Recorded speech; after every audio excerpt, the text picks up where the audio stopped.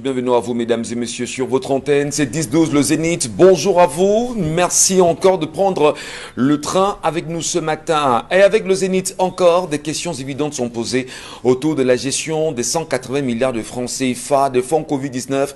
Le bruit ne cesse justement de s'intensifier, quoi qu'il en soit, que le ministre de la Communication et le très honorable cavalier Yégué Djibril de l'Assemblée nationale tenteraient à leur façon d'amener les Camerounais à terre toute suspicion autour des personnes concernées. Il est évident que des non-dits peuvent aujourd'hui réapparaître.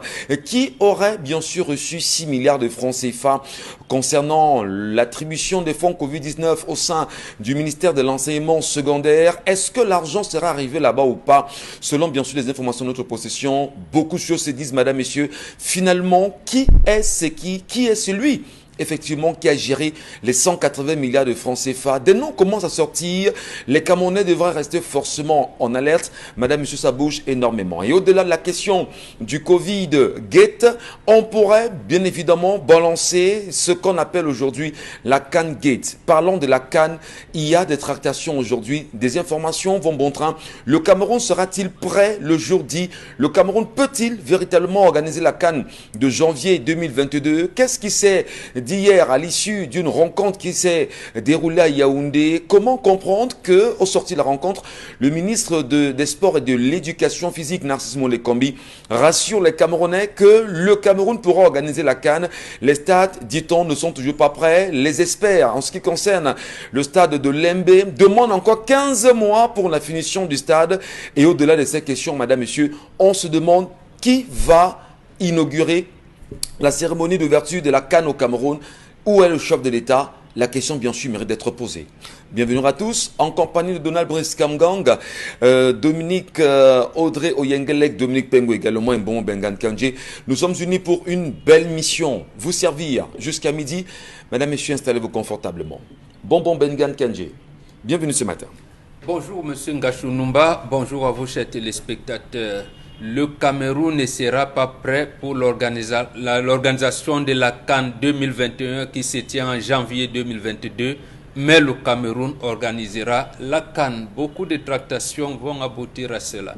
Il n'est pas question cette fois-ci de retirer l'organisation de cette CAN au Cameroun, même si les autres pays sont prêts. La diplomatie et la cola du lion vont parler à notre place. En attendant, bien sûr, mon Bengan, on le sait, les stades d'entraînement ne sont toujours pas prêts, les hôtels ne sont toujours pas livrés au moment où nous parlons. Et des questions sont évidentes. Comment les joueurs arriveront-ils dans des stades par hélicoptère ou pas? Le Cameroun peut-il vraiment se dire fier de son organisation? La question est posée et le peuple peut avoir des réponses. Donald Brice Kamgang, bonjour et bienvenue ce matin. Bonjour Michel Ngachou, bonjour à nos téléspectateurs. Nous notons ce matin que le président de l'Assemblée nationale a nommé hier son propre fils, Ibrahim Kavaï Djibril, son chef de cabinet, et cumule cette fonction avec celle de chef de sécurité. Eh bien, l'entourage de notre président de l'Assemblée nationale, c'est soit des cousins, soit ses fils, soit ses neveux. Et la République avance. Bonjour à tous. Bonjour Donald Brice Kamgang. Et bien là, sur cette question, beaucoup pensent que le gré à gré est en train de se préparer. Et le gré à gré serait quasiment prêt aujourd'hui. Tous les fils des hauts ponts du régime sont au poste clé de l'administration au Cameroun. Alors regardez tous les noms. Tous sont bien sûr dans l'administration, dans le sérail, et n'attendent que le moment venu pour se faire valoir. Le Cameroun pourra-t-il bien sûr rester dans cette nomenclature? Qui sont ceux qui décident du Cameroun? Le peuple a-t-il la parole ou pas? La question est posée. Bonjour à vous, Dominique Pengou. Bienvenue ce matin. Bonjour Michel, bonjour à tous les téléspectateurs. Alors ce matin, ça fait pas joli du côté de la Sosucam avec 250 employés qui ont été licenciés comme ça. Donc on voit plus d'un quart des employés qui ont été licenciés, un licenciement abusif et massif sous prétexte que le non-professionnalisme de ces employés-là entraîne donc la non-productivité, d'où la carence en rapport financier pour les pays également. Donc ce matin, on voit 250 personnes qui sont là comme ça et qui vont engendrer peut-être des familles qui vont en souffrir, des personnes qui se retrouvent au chômage, des enfants peut-être qui vont se voir la prochaine rentrée scolaire être stoppée parce qu'il faut y penser. Il n'y a que 2-3 mois pour que la prochaine rentrée arrive. Ce sont des parents, ce sont des pères, ce sont des fils, ce sont des responsables qui ont été jetés à la rue comme ça, sans tout avoir des raisons. On attend bien sûr la réaction du ministre du Travail et de la Sécurité sociale qui en réalité devrait se rendre sur le terrain de la crise qui prévaut au sein de la SOSUCAM aujourd'hui et ces licenciements abusifs au Cameroun. Mais dire que ce n'est pas un fait, on va dire, qui soit surprenant, il faut se préparer. Le Cameroun n'a pratiquement plus d'entreprises aujourd'hui. Qui sont ceux qui disent gérer les entreprises camerounaises? Dominique Audrey-Yengelek, heureux de vous avoir ce matin. Bonjour Michel. Ça va? Oui, ça va. Super. Et vous, ça va? Je vais très bien. Bonjour à vous sur le plateau, bonjour aux téléspectateurs. Ce matin, on peut se poser la question de savoir le comment du cambriolage qui a eu lieu à la DGI, à l'avenue Foch, quand on sait que cet immeuble est truffé de caméras et doté de vidéosurveillance, de police, et avec toute cette sécurité. Comment on fait pour cambrioler un tel immeuble et que personne ne se rende compte de rien? Comment comprendre la recrudescence des cambriolages, d'abord au compte Supé, au JICAM, à la Délégation générale des impôts aujourd'hui, sans que des biens ne soient emportés si ce ne sont des documents? C'est quoi ces documents qu'on cherche? C'est quoi le but de la manœuvre? Est-ce que le Cameroun serait-il entre les mains de la mafia? On parlera bien sûr d'une mafia camerounaise. Qu'est-ce qui peut expliquer, comme Dominique Audrey l'a d'ailleurs posé comme question, que l'on soit investi dans des cambriolages? Le dernier en date, bien sûr, c'est le JICAM, le groupement interpatronal du Cameroun, qui a vu ses bureaux être vandalisés il y a quelques jours seulement. Et d'ailleurs, un communiqué a été pendu à l'occasion. On s'en souvient également que le Consuper a connu les mêmes manœuvres, y compris, bien sûr, ces établissements, pas de la Direction générale des impôts. On parle bien d'un bâtiment hautement sécurisé. Et d'ailleurs, 11 étages auraient été visités, y compris le bureau du directeur général des impôts. Alors, c'est pas la première fois. Avec police, caméra, entrée magnétique. C'est pas la première fois au Cameroun. On a même vu passe? l'Assemblée nationale aller en feu. On a vu le ministère de la Santé aller en feu. On a vu des bâtiments être vandalisés. C'est pas une première au Cameroun. Mais justement, il va falloir qu'on reste vigilant. Madame, Monsieur, restez sur notre antenne. Restez sur 10 le Zénith. Mais surtout, tentez de mieux comprendre le Cameroun avec nous ce matin. Est-ce qu'on doit se taire? Mais pour en parler, commençons par l'histoire ce matin. L'histoire de ce matin nous a été racontée par une jeune femme. Elle est âgée de 34 ans. Elle dit: je suis mère de 2 enfants. Je sors d'une relation d'une dizaine d'années qui n'a pas marché. J'étais dans ce mariage. À tout moment, je me battais parce que le père de mes enfants était un peu je m'en foutiste. Il ne voulait pas s'occuper des enfants. Conséquence, scolarité, nutrition, santé. Je faisais le maximum pour m'occuper de ces enfants-là. Jusqu'au jour, il y a 3 ans, où j'ai dit: voilà, c'est le stop, je ne peux plus continuer. Je suis allée laisser mes enfants au village chez ma mère et je suis revenue dans la ville de Douala pour commencer à me battre. Lorsque j'arrive à Douala, il y a 3 ans, pour recommencer ma vie, je rencontre un monsieur, il était un mototaxi. On a commencé à... Mototaximan. On a commencé à échanger, on a commencé à se fréquenter et de fil en aiguille, j'ai commencé à l'aimer. Aujourd'hui, ça fait 3 ans. On est dans une relation et le monsieur voudrait qu'on s'installe tous les deux. Lui, il est le papa d'un petit garçon que j'affectionne énormément. Le seul problème que j'ai, c'est que cet homme que j'ai présenté à ma famille, pour le moment, on est à l'étape de les présentations comme ça, simple, sans toquer porte. Il me dit à chaque fois qu'il ne peut pas considérer mes enfants comme les siens parce que leur père ne s'intéresse pas à eux. Que ce n'est pas à lui de jouer le rôle du père de mes enfants. Donc, il faudrait que j'aille demander au père de mes enfants de s'occuper de ces enfants-là. De mon côté, le père de mes enfants, même lorsque je vivais sous son toit, ne faisait rien pour ses enfants. Donc, il s'en fout éperdument. Il ne veut même pas s'en occuper. Donc, ça ne sert à rien. Jusqu'ici, c'est moi qui m'occupe de ses enfants. Je me sens mal parce que moi, de son côté, je ne pourrais pas faire autant de différences avec son fils. Et il m'a demandé de faire un choix. Donc, je ne sais pas trop. Je l'aime. Je voudrais me reconstruire. Je voudrais m'établir après cette première relation foireuse. Et je ne sais pas, est-ce que je devrais laisser mes enfants au village et recommencer une nouvelle vie? Ou bien, qu'est-ce que je fais? D'accord. Alors, on va saluer bien sûr toutes les femmes ce matin qui certainement sont dans une histoire pareille, ou encore des familles qui tentent tant bien que mal de trouver des solutions à ce type de problème auquel leurs filles ou leurs enfants seraient impliqués aujourd'hui. Peut-être pour la petite contraction quand même, on a 2 enfants, on a rencontré un homme qui lui aussi a un enfant, et souhaiterait en même temps, vous souhaitez vous mettre ensemble. Mais lui ne voudrait pas prendre en charge, on va dire vos enfants, mais vous demande de prendre en charge le sien. Comment ça peut s'expliquer? Comment peut-on comprendre cela? Du moins, quels sont les éléments à mettre en place pour amener les uns et les autres à se comprendre, à se faire confiance et à encadrer les 3 enfants aujourd'hui? On va bien évidemment se poser aussi des questions de savoir qu'est-ce qui peut amener certains hommes à ne pas véritablement prendre en charge les enfants dont ils sont d'ailleurs les géniteurs. Qu'est-ce qui peut justifier de telles attitudes? On en parlera bien sûr ce matin, madame, messieurs. Restez sur notre antenne. C'est l'histoire de ce matin. Et Dominique Pengo, je commence avec vous parce que c'est une histoire de femme également. Nous voulons bien comprendre. Premièrement, avant d'arriver à l'histoire, qu'est-ce qui peut motiver, à votre avis, un homme qui a fait des enfants avec vous, qui a engagé une vie avec vous, à vous abandonner avec enfants sans en prendre soin? Est-ce qu'au final, on dira qu'on n'a pas toujours la chance de tomber sur de bons hommes? Je ne dirais pas des bons, je ne dirais pas des mauvais, je dirais tout simplement les responsabilités.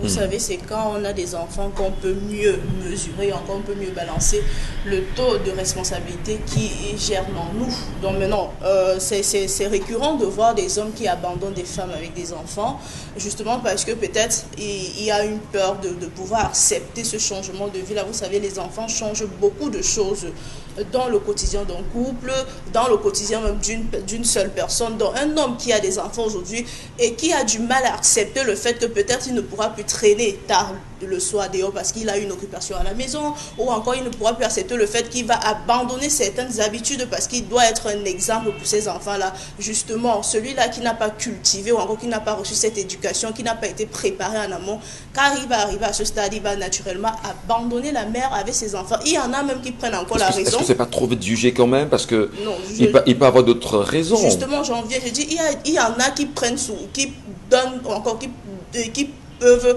par exemple, prendre sous prétexte la mauvaise habitude de la mère. Vous savez, quand on a les problèmes dans un couple, l'homme a du mal à séparer la mère et les enfants. Ouais. Donc, ça veut dire que ce sont les enfants, malheureusement, et qui portent le fardeau des conséquences des problèmes au sein d'un foyer. Pourtant, ça ne devrait pas se faire.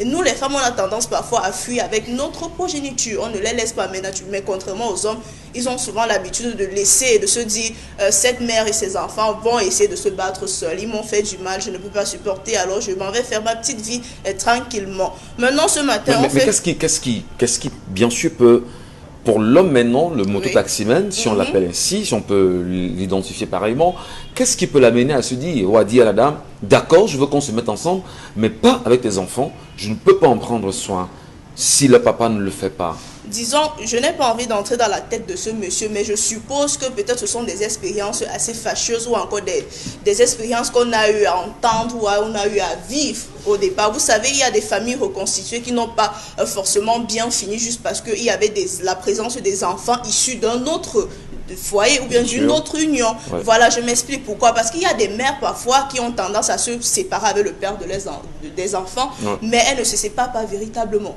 Donc peut-être ce mototaximan a peur ce matin de se mettre avec une femme qui a 2 enfants issus d'un mariage qui a foiré, et demain après il va comprendre ce genre de situation. Il faut que j'amène mes enfants voir le père, il faut que le père de mes enfants vienne rendre visite à ses enfants parce que il faudrait que...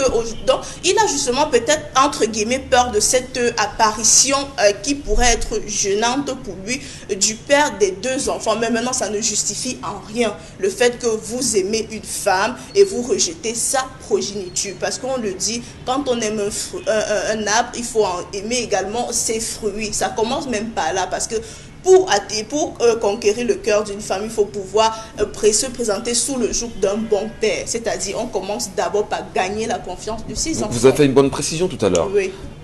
On n'a bien pas qu'à un moment donné, la famille ne se reconstitue pas véritablement. Véritablement, justement. Et ça peut être un problème comme ça peut ne pas l'être. Tout peut dépendre de l'éducation. Pourquoi ne pas se dire à un moment donné, ces enfants ont reçu une première éducation de leur maman et de leur premier papa? Oui. Est-ce qu'il peut avoir une éventuelle cassure avec... la deuxième famille dans laquelle elle s'investit, ou on peut penser que cet homme se plaint du fait qu'il y a peut-être un nouvel investissement à faire sur des enfants dont il ne serait pas le géniteur? Déjà que dans cette histoire palpable, il n'y a même véritablement pas eu d'éducation issue de la part du précédent papa, parce que la mère nous raconte que c'est elle qui gérait tout. Le père, lui, s'en foutait carrément. Donc ça doit être même un atout favorable pour que le nouveau, celui qui est moto-taximan, puisse embraser ou encore puisse prendre les bras ouverts cette famille-là qui a naturellement besoin de la présence d'un homme pour pouvoir assurer l'éducation de ses enfants. Donc comme je le disais naturellement, les hommes ont tendance à avoir peur sur des choses banales qui n'ont vraiment pas lieu d'être, de faire débat, parce que vous allez voir ce monsieur, il va se dire, je ne pense pas que ce sont des responsabilités, le fait d'acquérir 2 corps étrangers qui le gênent, mais c'est le fait que ces 2 corps ne soient pas de lui, et c'est le fait de penser même seulement qu'un jour, il pourra investir sur ses enfants, et demain le père géniteur pourra venir poser un quelconque problème qu'il ne pourra pas supporter. Vous savez, peu importe ce que le tuteur fera aujourd'hui, quand il y aura véritablement des événements ou encore quand il y aura des sérieux problèmes, on pourra faire appel au tuteur. Parce que c'est ça, justement. Alors, on dit très souvent sur nous de l'Abriskamgan, vulgairement, quand on est dans nos familles, on ne saurait verser l'eau du bain et le bébé dans la bassine. Voilà, je parle. L'enfant avec l'eau du bain. Voilà, merci. Je perds mon latin. Alors, j'étais l'enfant avec l'eau du bain. J'étais l'enfant avec l'eau du bain. Alors, mais comment est-ce qu'on ne peut pas valider la mère qu'on dit aimer justement avec ses 2 enfants aujourd'hui? Qu'est-ce qui peut bien sûr, à votre avis, faire barrière, obstruction pour que ce frère pense autrement? Avant qu'au moment on ne parle, parce que moment on a l'expérience justement, il y a la sagesse nécessaire, mais prenons les avis justement des enfants que nous sommes. L'histoire nous dit que le nouveau prétendant, c'était moto-taximan. Un moto-taximan, ça gagne lorsque la journée a été très fructueuse, entre 10 et 20 000 francs CFA. Très bien. Il a un enfant. Que Dominique Audrey l'entend. Il a un enfant avec lui et il imagine 2 autres arrivés. Ça fait 3. Ouais. Est-ce qu'avec 20 000 francs CFA, il peut payer le loyer, payer l'électricité, payer... C'est 20 000 francs CFA la journée. Hein. Les factures d'eau, prendre en charge les questions sanitaires si l'enfant est malade. Je pense que même Dominique est d'accord que ce n'est pas possible. Première chose. Deuxième chose... 20 000 francs la journée, M. Kamgan? Non, c'est difficile, mais pas impossible. Lorsque j'ai dit 20 000 francs lorsque la journée a été très fructueuse. Oui, si vous faites x30, ça fait beaucoup. Non, les journées ne sont pas fructueuses. Oui, il y a des jours où il rentre avec 5 000. Il y a quand même une moyenne. 8 000 francs CFA, il y a des jours. J'ai pas de 20 000 francs CFA, c'est, on va dire, le maximum. Non, on a une moyenne quand même de 10 000. Voilà. Donc, c'est difficile de prendre en charge 3 enfants avec ce type de rémunération, ce type, j'allais dire, de salaire journalier. Deuxième chose, en matière de recomposition familiale, il ne faut jamais forcer. Si le père vous dit je t'aime bien, je ne souhaite pas que tes enfants viennent avec moi, vraiment ne force pas, jeune sœur, ne force pas. On ne force pas l'amour. Audrey a souvent l'habitude de le répéter ici. Justement, c'est l'occasion de dire qu'on ne force pas l'amour. S'il ne souhaite pas que les enfants viennent et que tu veux lui imposer ça, de 2 choses l'une. Soit ça passera et ensuite il y aura des conflits, soit cette union n'aura pas lieu. Il faut choisir. Est-ce que c'est raisonnable? Moi, je veux comprendre. Je parviens à gagner 10 000 francs la journée. En réalité, sur le mois, je peux me retrouver, je dis probablement avec 250 000 francs. Je dis, je ne sais pas si c'est 10 000 francs épargnés. Bon. Et maintenant, dans mes petites organisations, on a un petit loyer, on a de quoi manger, on a la petite moto qui tourne. Est-ce que c'est suffisant de dire que c'est ça le problème de Nabris? On a peut-être d'autres ressources qui peuvent nous permettre de bien prendre soin de la famille. Est-ce que c'est cette raison-là qui peut vraiment peser de tout un poids nécessaire? Il aurait fallu que Dominique nous dise qu'il a d'autres ressources, que j'aurais ajouté ça dans la liste. Vous problème... ajoutez des éléments que l'histoire ne nous donne pas. Oui, le gars est moto-taximan. On a mesure de se poser des questions. Est-ce que c'est suffisant comme argument pour dire justement qu'on exclut la maman et ses enfants tout en lui imposant de valider l'enfant que vous avez quand même fait? Non, attention, il faut pas. Cette comparaison, elle n'est pas opportune. C'est l'homme qui prend en charge la famille. C'est l'homme qui rationne, c'est l'homme qui donne, qui paie les factures à la maison, ce n'est pas la femme. en tout cas dans notre environnement. Je parle bien de l'environnement africain. Et les femmes sont même plutôt confortables de voir que c'est l'homme qui gère. Accepter que l'homme décide que, au regard des revenus modestes que j'ai aujourd'hui, je suis incapable de prendre en charge 3 enfants au regard de ce que je gagne. Deuxième chose, il n'est pas conseillé de forcer l'acceptation des enfants dans un autre foyer. Ce n'est pas conseillé. Dès qu'il y a une réticence, même si par la suite il accepte et que vous constatez qu'au fond, il n'est pas d'accord que les enfants viennent, il faut laisser les enfants là où ils sont. L'histoire nous dit que les enfants sont au village. Et Non, l'enfant pourrait aller au village. Mais non, les enfants sont les enfants sont au village. Merci. Et sont pris en charge par la maman de la fille, me semble-t-il. Et elle est loue ici. Oui, seule. oui, le Donc, temps, elle- Deuxième c'était juste autre le chose. temps que elle est ses Autre taxes. chose, je pense que cette fille doit aussi nous dire la vérité. L'union a fait 10 ans. oui. Et pendant 10 ans, tu as supporté que le père soit irresponsable, soit vagabond, soit tout ce que tu as décrit comme nom d'oiseau. Il faut quand même être courageuse pour supporter pendant autant de temps. Moi, je pense C'est quoi, c'est une menteuse? qu'il faut également questionner la bonne moralité de celle qui nous raconte l'histoire. Ouais. Oui, il faut également questionner sa bonne moralité. Ça me permet de chuter sur la psychologie de certaines de nos jeunes sœurs. Elles sont souvent attirées par le bling-bling, l'extérieur. Tu es un garçon sérieux, posé, vraiment, non, c'est pas ça.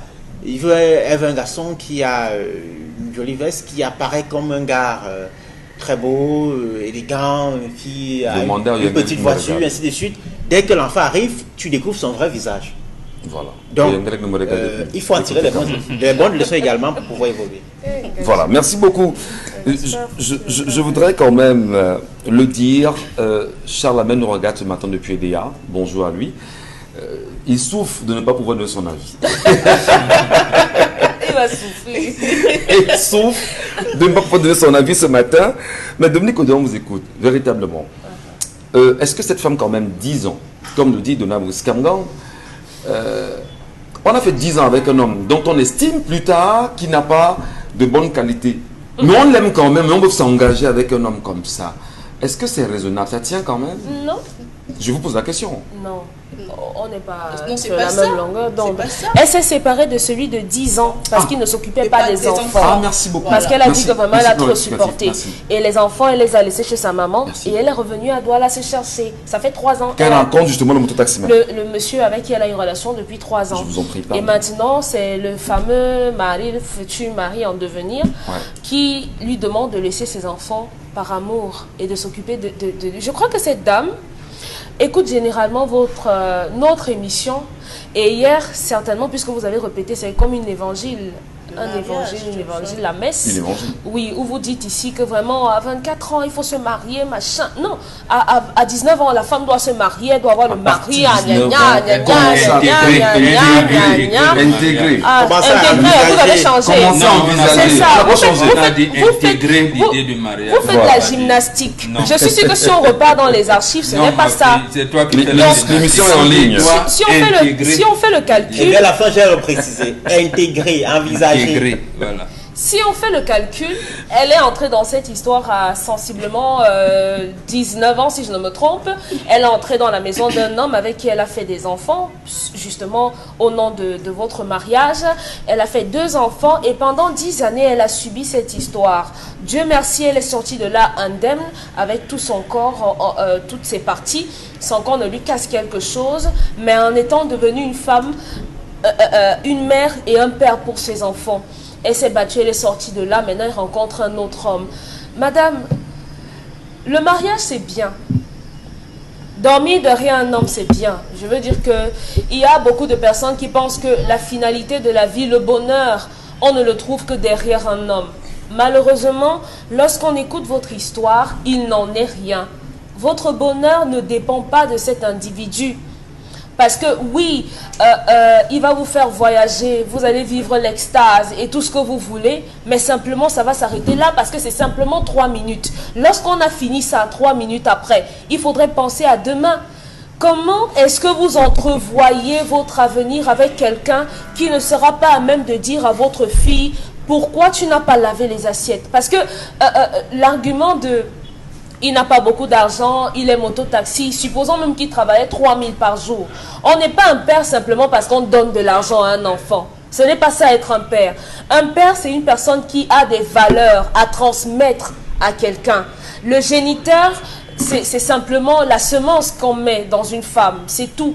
Maintenant, le père, c'est autre chose. Le contenu du père, c'est autre chose. N'importe qui peut être le père de votre enfant. Et celui-là a refusé royalement de l'être. Il ne veut pas de vos enfants. Prendre le risque. Qu'est-ce qu'elle fait? Il reste et qu'elle s'en aille? Il n'y a pas de choix à faire. C'est quoi le choix? Franchement, quel choix vous lui il n'y a pas de choix à faire. C'est rester parti. Ses enfants d'abord. Ouais. Ses enfants, rester où? Avec qui? Lui, on a laissé entendre qu'il pourrait être jaloux si jamais le père de ses enfants essaye de revenir pour voir ses enfants. Mais attendez, la mère de votre garçon peut revenir aussi. C'est des arguments. Est-ce que la femme ne peut pas aussi être jalouse? La mère de son garçon peut revenir également, à elle d'être jalouse. Je crois que pour se lancer dans ce genre d'histoire, les uns et les autres devraient faire un peu preuve d'un peu de maturité. Madame, cet homme, c'est un gamin, il n'est pas encore prêt à assumer un certain nombre de choses. D'abord, vous êtes indépendante financièrement. Oui, vous pouvez être épuisée. Je veux comprendre, Dominique. Est-ce que c'est l'argent qui définit, bien sûr, le sens, je veux dire, la trajectoire que l'on peut donner à la réussite d'une famille? Aujourd'hui, oui. Aujourd'hui, oui. L'argent? Dire que... Il n'y a pas de base, il n'y a pas d'éducation, il n'y a pas de Où est l'éducation ici? Pourquoi l'argent? Où est l'éducation ici? Il n'y a pas d'éducation ici. Quand il lui dit, va chercher le père de ton enfant pour qu'il s'occupe de tes enfants, parce que quelqu'un ne va pas faire ses enfants pour que je vienne m'en occuper. Ça veut dire quoi? Vous voulez qu'on se focalise sur quoi?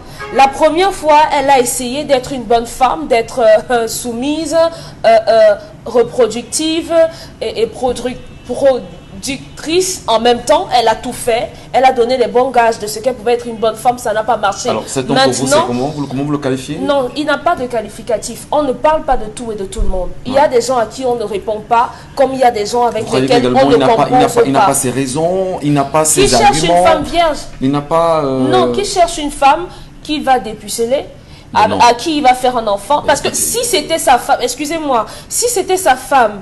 Trouvez des mots. Hein. Bon, il y a on a des enfants qui nous regardent.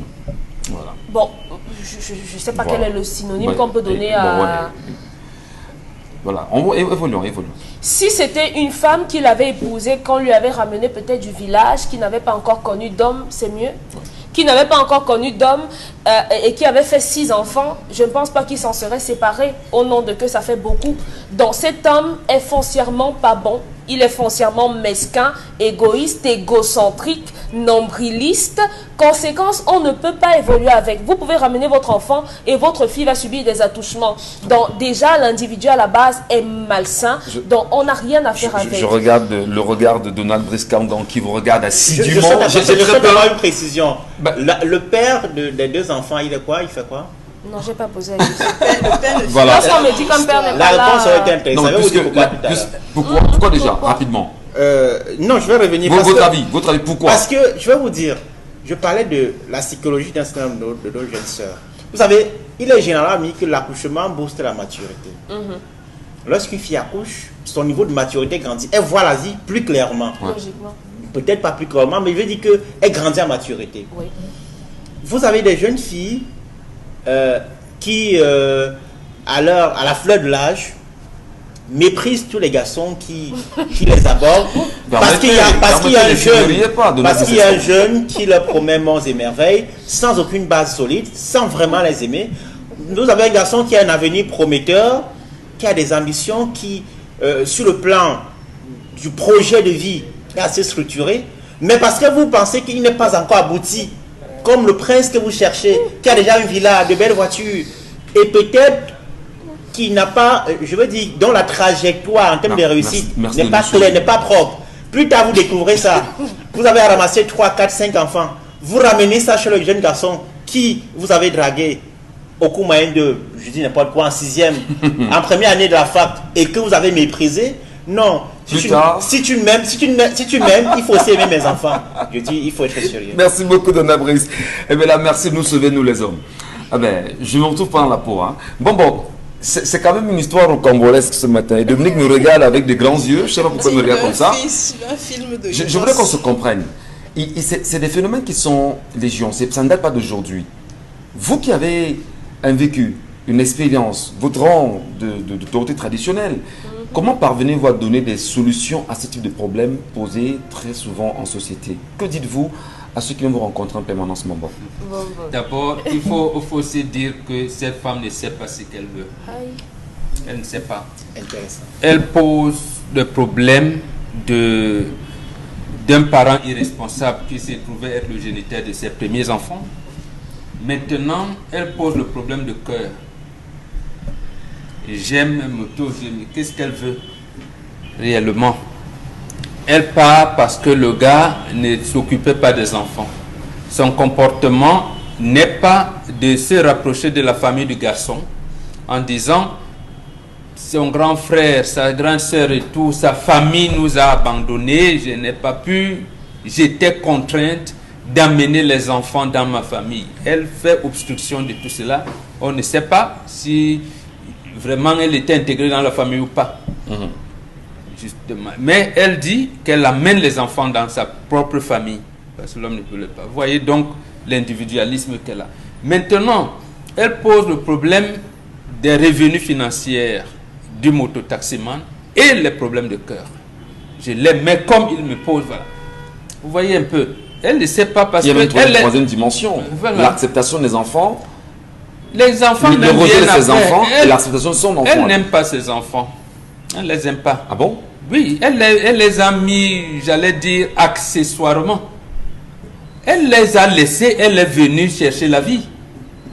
Comment elle faisait, d'abord les enfants, on ne connaît pas les règles, comment elle faisait quand le papa, le géniteur, les avait abandonnés, soit disant, comment elle s'occupait de quoi? Elle vendait les condiments verts, elle faisait le foléré. Elle était sous le toit de l'ancien papa. Faisait-elle le foléré, les condiments verts, elle se débrouillait quoi? Les sucettes et tout. Elle ne nous dit pas. Elle ne nous dit pas. Elle-même était là, croiser les biais, c'est les voisins qui les aidaient, c'est sa famille qui apportait les nourrissons. Elle ne nous dit rien. Rien du tout. Donc, en fait, c'est pour ça que je dis, elle ne sait pas ce qu'elle veut. Et justement, lorsque vous avez une fille qui ne sait pas ce qu'elle veut, moi, j'ai l'impression que cet homme était ennuyé. Le deuxième? Non, le premier même. Ouais. Il ne sent pas la fille. Mais non, on est obligé de nous jeter comme ça en conjecture. On ne sait pas. Elle veut quoi? Conquérir le cœur. Son cœur a flashé sur du mototaximan. Voilà. Elle est donc prête à avoir 3 enfants avec 2 pères différents. Mais pourvu que on prenne les 2 enfants en charge. Elle ne nous dit rien du tout. Donc, quand vous avez donc, vous faire la rencontre d'une fille pareille, vous, le garçon, vous devez vous méfier. Justement, il ne faut pas lui filer une grossesse. Moi, je donne d'abord les conseils au mototaximan qui nous suit. Et laisse d'abord la fille qu'elle dise clairement ce qu'elle recherche. Puisque c'est la fille qui nous rend l'histoire ce matin. Non, elle doit d'abord savoir ce qu'elle veut. Elle veut quoi? Qu'est-ce qu'elle fait comme activité pour subvenir aux besoins de ses 2 enfants? De ses 2 enfants. Parce que vous verrez les filles, à un moment, dit, fais quoi, c'est mon enfant. Mais pourquoi elle abandonne ses enfants à sa maman? À qui? À sa maman au village, qui fait quoi, on ne sait rien. Au-delà de toutes ces questions, bon, Bengan, fondamentalement, qu'est-ce qu'on peut lui dire, la fille? Est-ce que lui dire, essaie de dire exactement ce que tu veux? Voilà, occupe-toi de tes enfants. Si tu les as laissés au village, ça veut dire que peut-être leur scolarité peut être assurée au village, tu restes à côté de maman. Tu restes là-bas, puisque ta maman peut s'occuper des enfants au village. Tu restes donc là. Et aider maman dans ses activités génératrices de revenus. Elle vient faire quoi en ville? Elle est en location seule. Quelle activité menait-elle en ville? Ou mène-t-elle en ville avant de rencontrer ce mototaximan? Maintenant, est-ce qu'elle est venue en ville pour se chercher et plus tard ramener ses enfants? À ce moment, si c'est ça le projet, elle continue dans son projet. Elle a son appartement, elle vit d'abord avec ses 2 enfants dans sa chambre. Ouais. Elle vend soit, je ne sais pas moi, le charbon, le foléré ou le condiment verts quelque part et tout, pour s'occuper des enfants. En attendant que son cœur tombe sur un homme, là, elle aura une orientation assez claire. Vous voulez pas une virgule et Oui, puis on sort du cette sujet. fille a vécu beaucoup de libertinage et elle a pensé que le moment est venu de se caser. Et comme elle a trouvé un homme, elle veut lui imposer ses enfants. Merci beaucoup. C'est malsain. C'est un avis, bien sûr. C'est On sur attendra vos avis. Tout à l'heure, Madame, Monsieur, on vous lira. Le sujet est peut-être passionnant en même temps, mais vous êtes très nombreux, bien sûr, à laisser vos commentaires. Allez nous le faire sur Equinox TV, pour vous qui nous regardez en live, et ou encore, du moins, on vous lira. D'un instant, la colère. Je perds mon latin.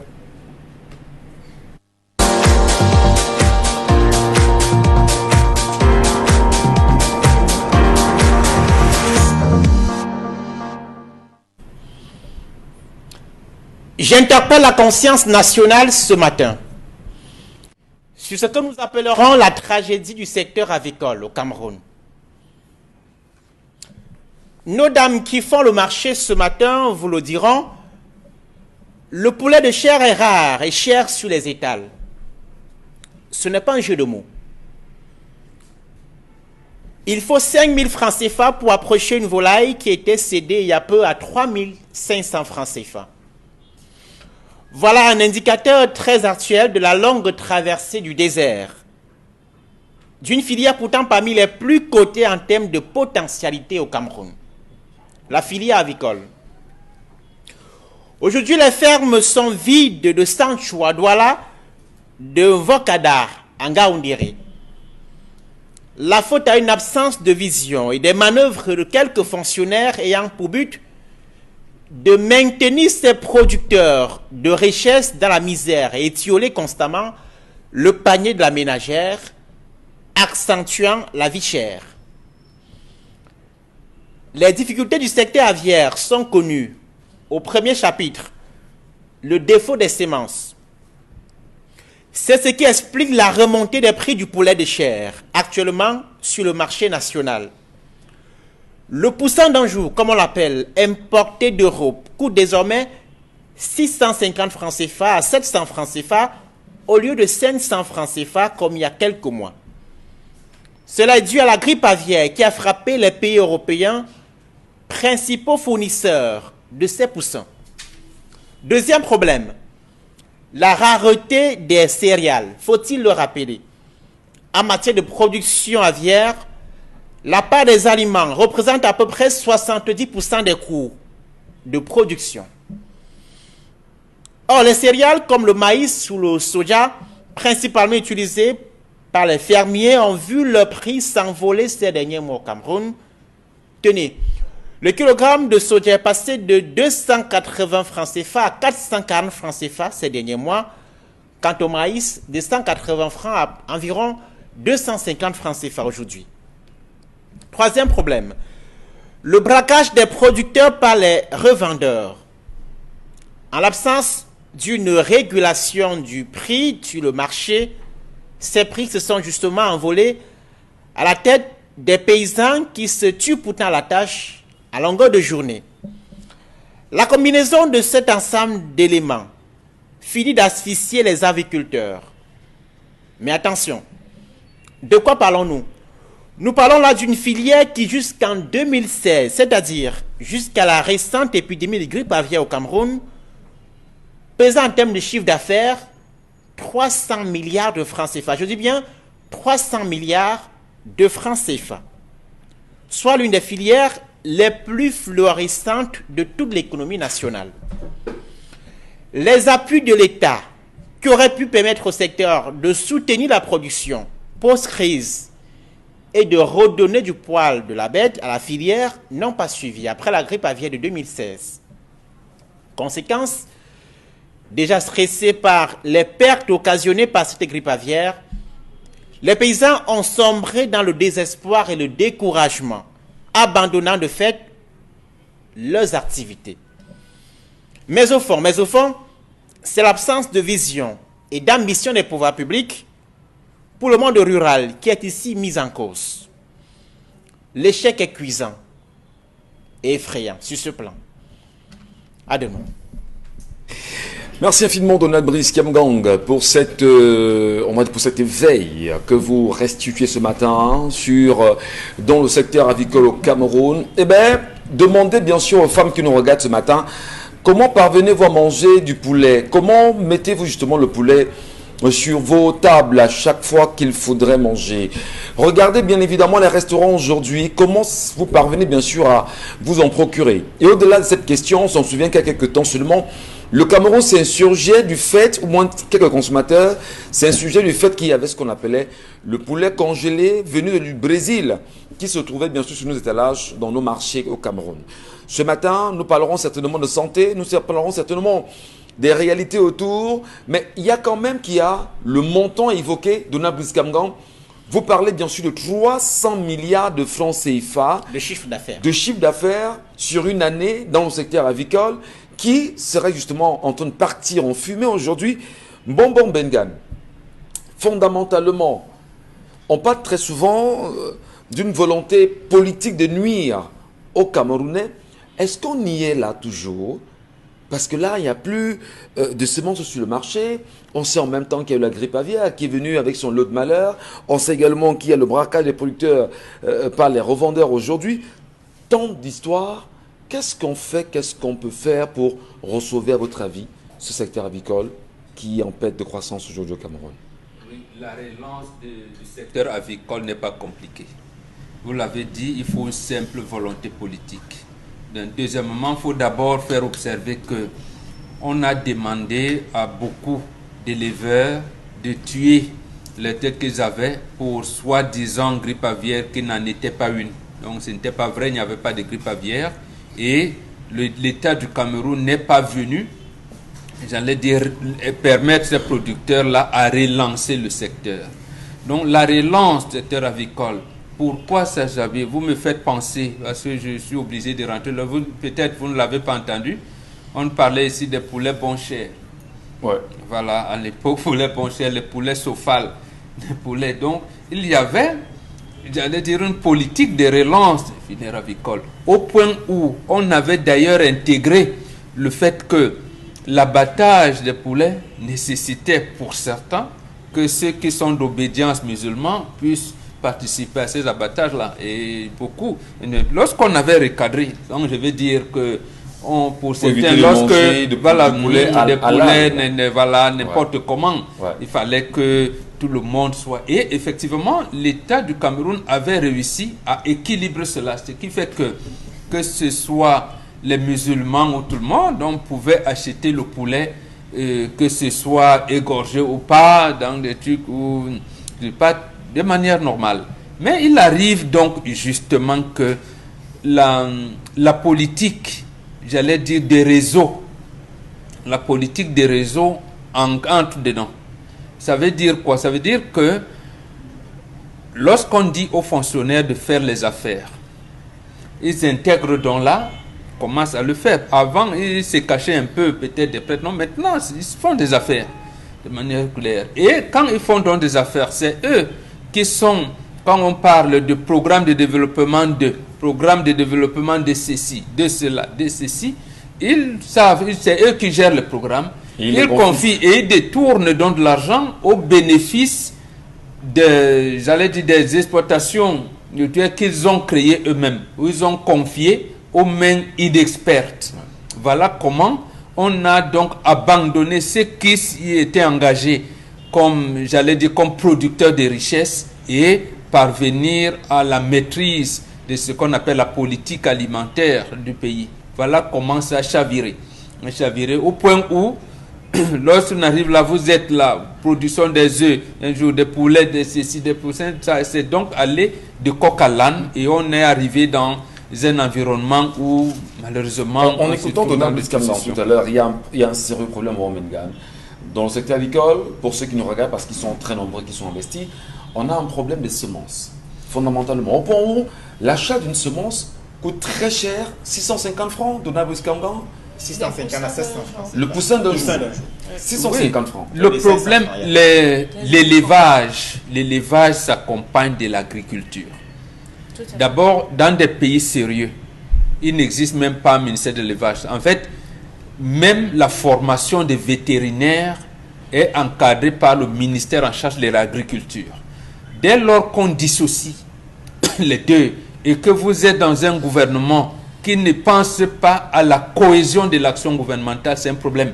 C'est-à-dire que le secteur avicole dépend du ministère des pêches, de l'élevage et de l'industrie animale, et les entrants, vous allez les chercher au ministère en charge de l'agriculture. Vous allez donc vous rendre compte que là-bas, le programme est peut-être ailleurs dans le développement du bananier plantain. Et le ministère des Finances, qui a de l'argent, lui aussi a des priorités ailleurs. Va-t-il débloquer de l'argent pour le développement du secteur avicole? Non, vous avez, pour faire un peu d'extrapolation pour qu'on se comprenne, vous l'avez vu, on sait, voilà, mais on sait quand même que tous les 3 mois, par exemple, les chercheurs des universités du Cameroun doivent avoir leur prime de recherche. Mais lorsque le 3 mois arrive, le ministère des Finances dit non, on n'a pas mis ça comme priorité. C'est ça qui engage justement, parce que le ministère de l'élevage peut dire que dans la relance du secteur avicole, voilà ce que je souhaite pour, voilà. Et le ministère de l'Agriculture aussi dit, pour, voilà. Maintenant, au ministère des Finances, on vous dit qu'il n'y a pas de fonds. Vous, la banque, maintenant, il n'y a pas de banque d'investissement qui puisse venir soutenir ce secteur-là. Donc, c'est ce qu'on appelle la politique, j'allais dire, de vaste hésitation. Il y a beaucoup d'ambiguïté. Voilà. On ne sait pas ce qu'on fait réellement. Donc, il n'y a pas une bonne politique définie pour la relance de ce secteur. Et c'est bien grave, Dominique Audrey, vous qui comprenez un tout petit peu ces choses-là, parce que par ailleurs, vous souhaitez bien être agriculteur, je ne sais pas si vous l'êtes déjà, de toutes les façons.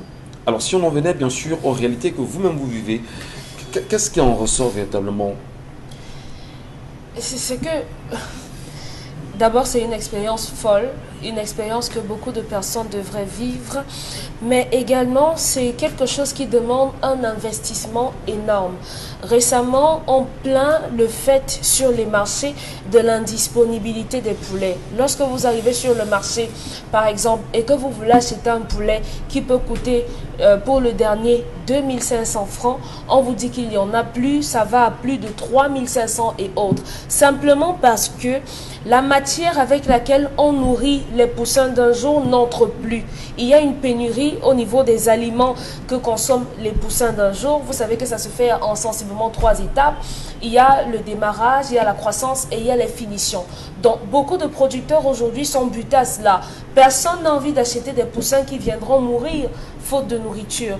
Sauf qu'à côté, on a quand même des entreprises locales qui tendent, qui essayent, notamment à Yaoundé là-bas, qui essayent, pour ceux que je connais, bien entendu, qui essayent de produire et de faire la composition de ces intrants-là, de ces aliments pour les poulets. Donc, conséquence, on a de plus en plus de la pénurie parce que les matières de base pour pouvoir élever les poulets qui vont être finis dans nos marmites, il n'y en a plus.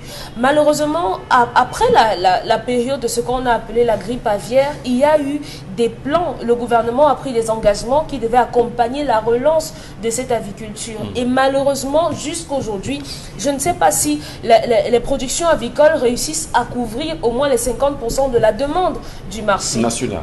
Oui, national. Malheureusement, non, on ne peut pas. Il n'y en a pas sur les marchés, c'est visible qu'il n'y en a pas. Et la demande est encore plus grande, même avant cette pénurie-là. Si on développe la culture du maïs, parce que la nourriture de base, c'est le maïs, la composition, c'est le maïs, le blé, parfois le sorgho, en tout cas ça dépend. Il y en a qui recomposent ça à leur sauce. Hein.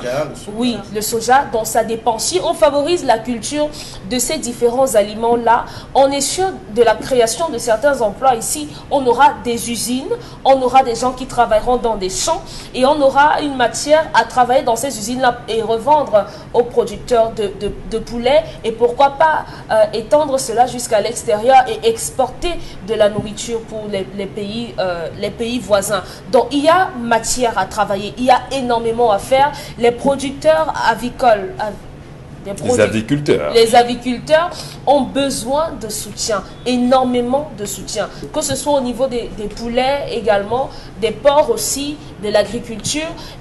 Nos producteurs locaux ont besoin d'aide. Parce que le risque à consommer des poulets qui viennent de l'étranger, c'est qu'on n'a pas de contrôle, contrairement à ce qu'on fait ici. Et aussi les problèmes d'œufs, forcément ça suit. À votre avis, justement, Dominique Pengou, c'est une mauvaise politique mise en place par le gouvernement camerounais lorsqu'on sait quand même qu'on a un ministère de l'élevage, des pêches et de l'industrie animale qui comprend mieux ces problèmes mais n'en fait rien. Et à côté de ce ministère, on a le ministère de l'Agriculture. Comme Dominique Audrey, justement, on le disait à l'instant, qui peut s'investir dans une réelle chaîne de travail pour faire de ce secteur un secteur aussi prioritaire? Parce que si on parvient quand même à faire manger les Camerounais aisément, mais on est bien parti. Vous comprenez que c'est une mauvaise volonté ou finalement le gouvernement camerounais manque d'astuces aujourd'hui pour convaincre les Camerounais à manger de ce qu'ils produisent eux-mêmes, Dominique Pengou? Alors, si on regarde les clauses qui étaient sorties de la dernière assise avec le président de l'interprofession agricole du Cameroun, justement François Ndjoumou, où il avait décrié la mauvaise politique, puisque les conclusions étaient plutôt faites à l'inverse.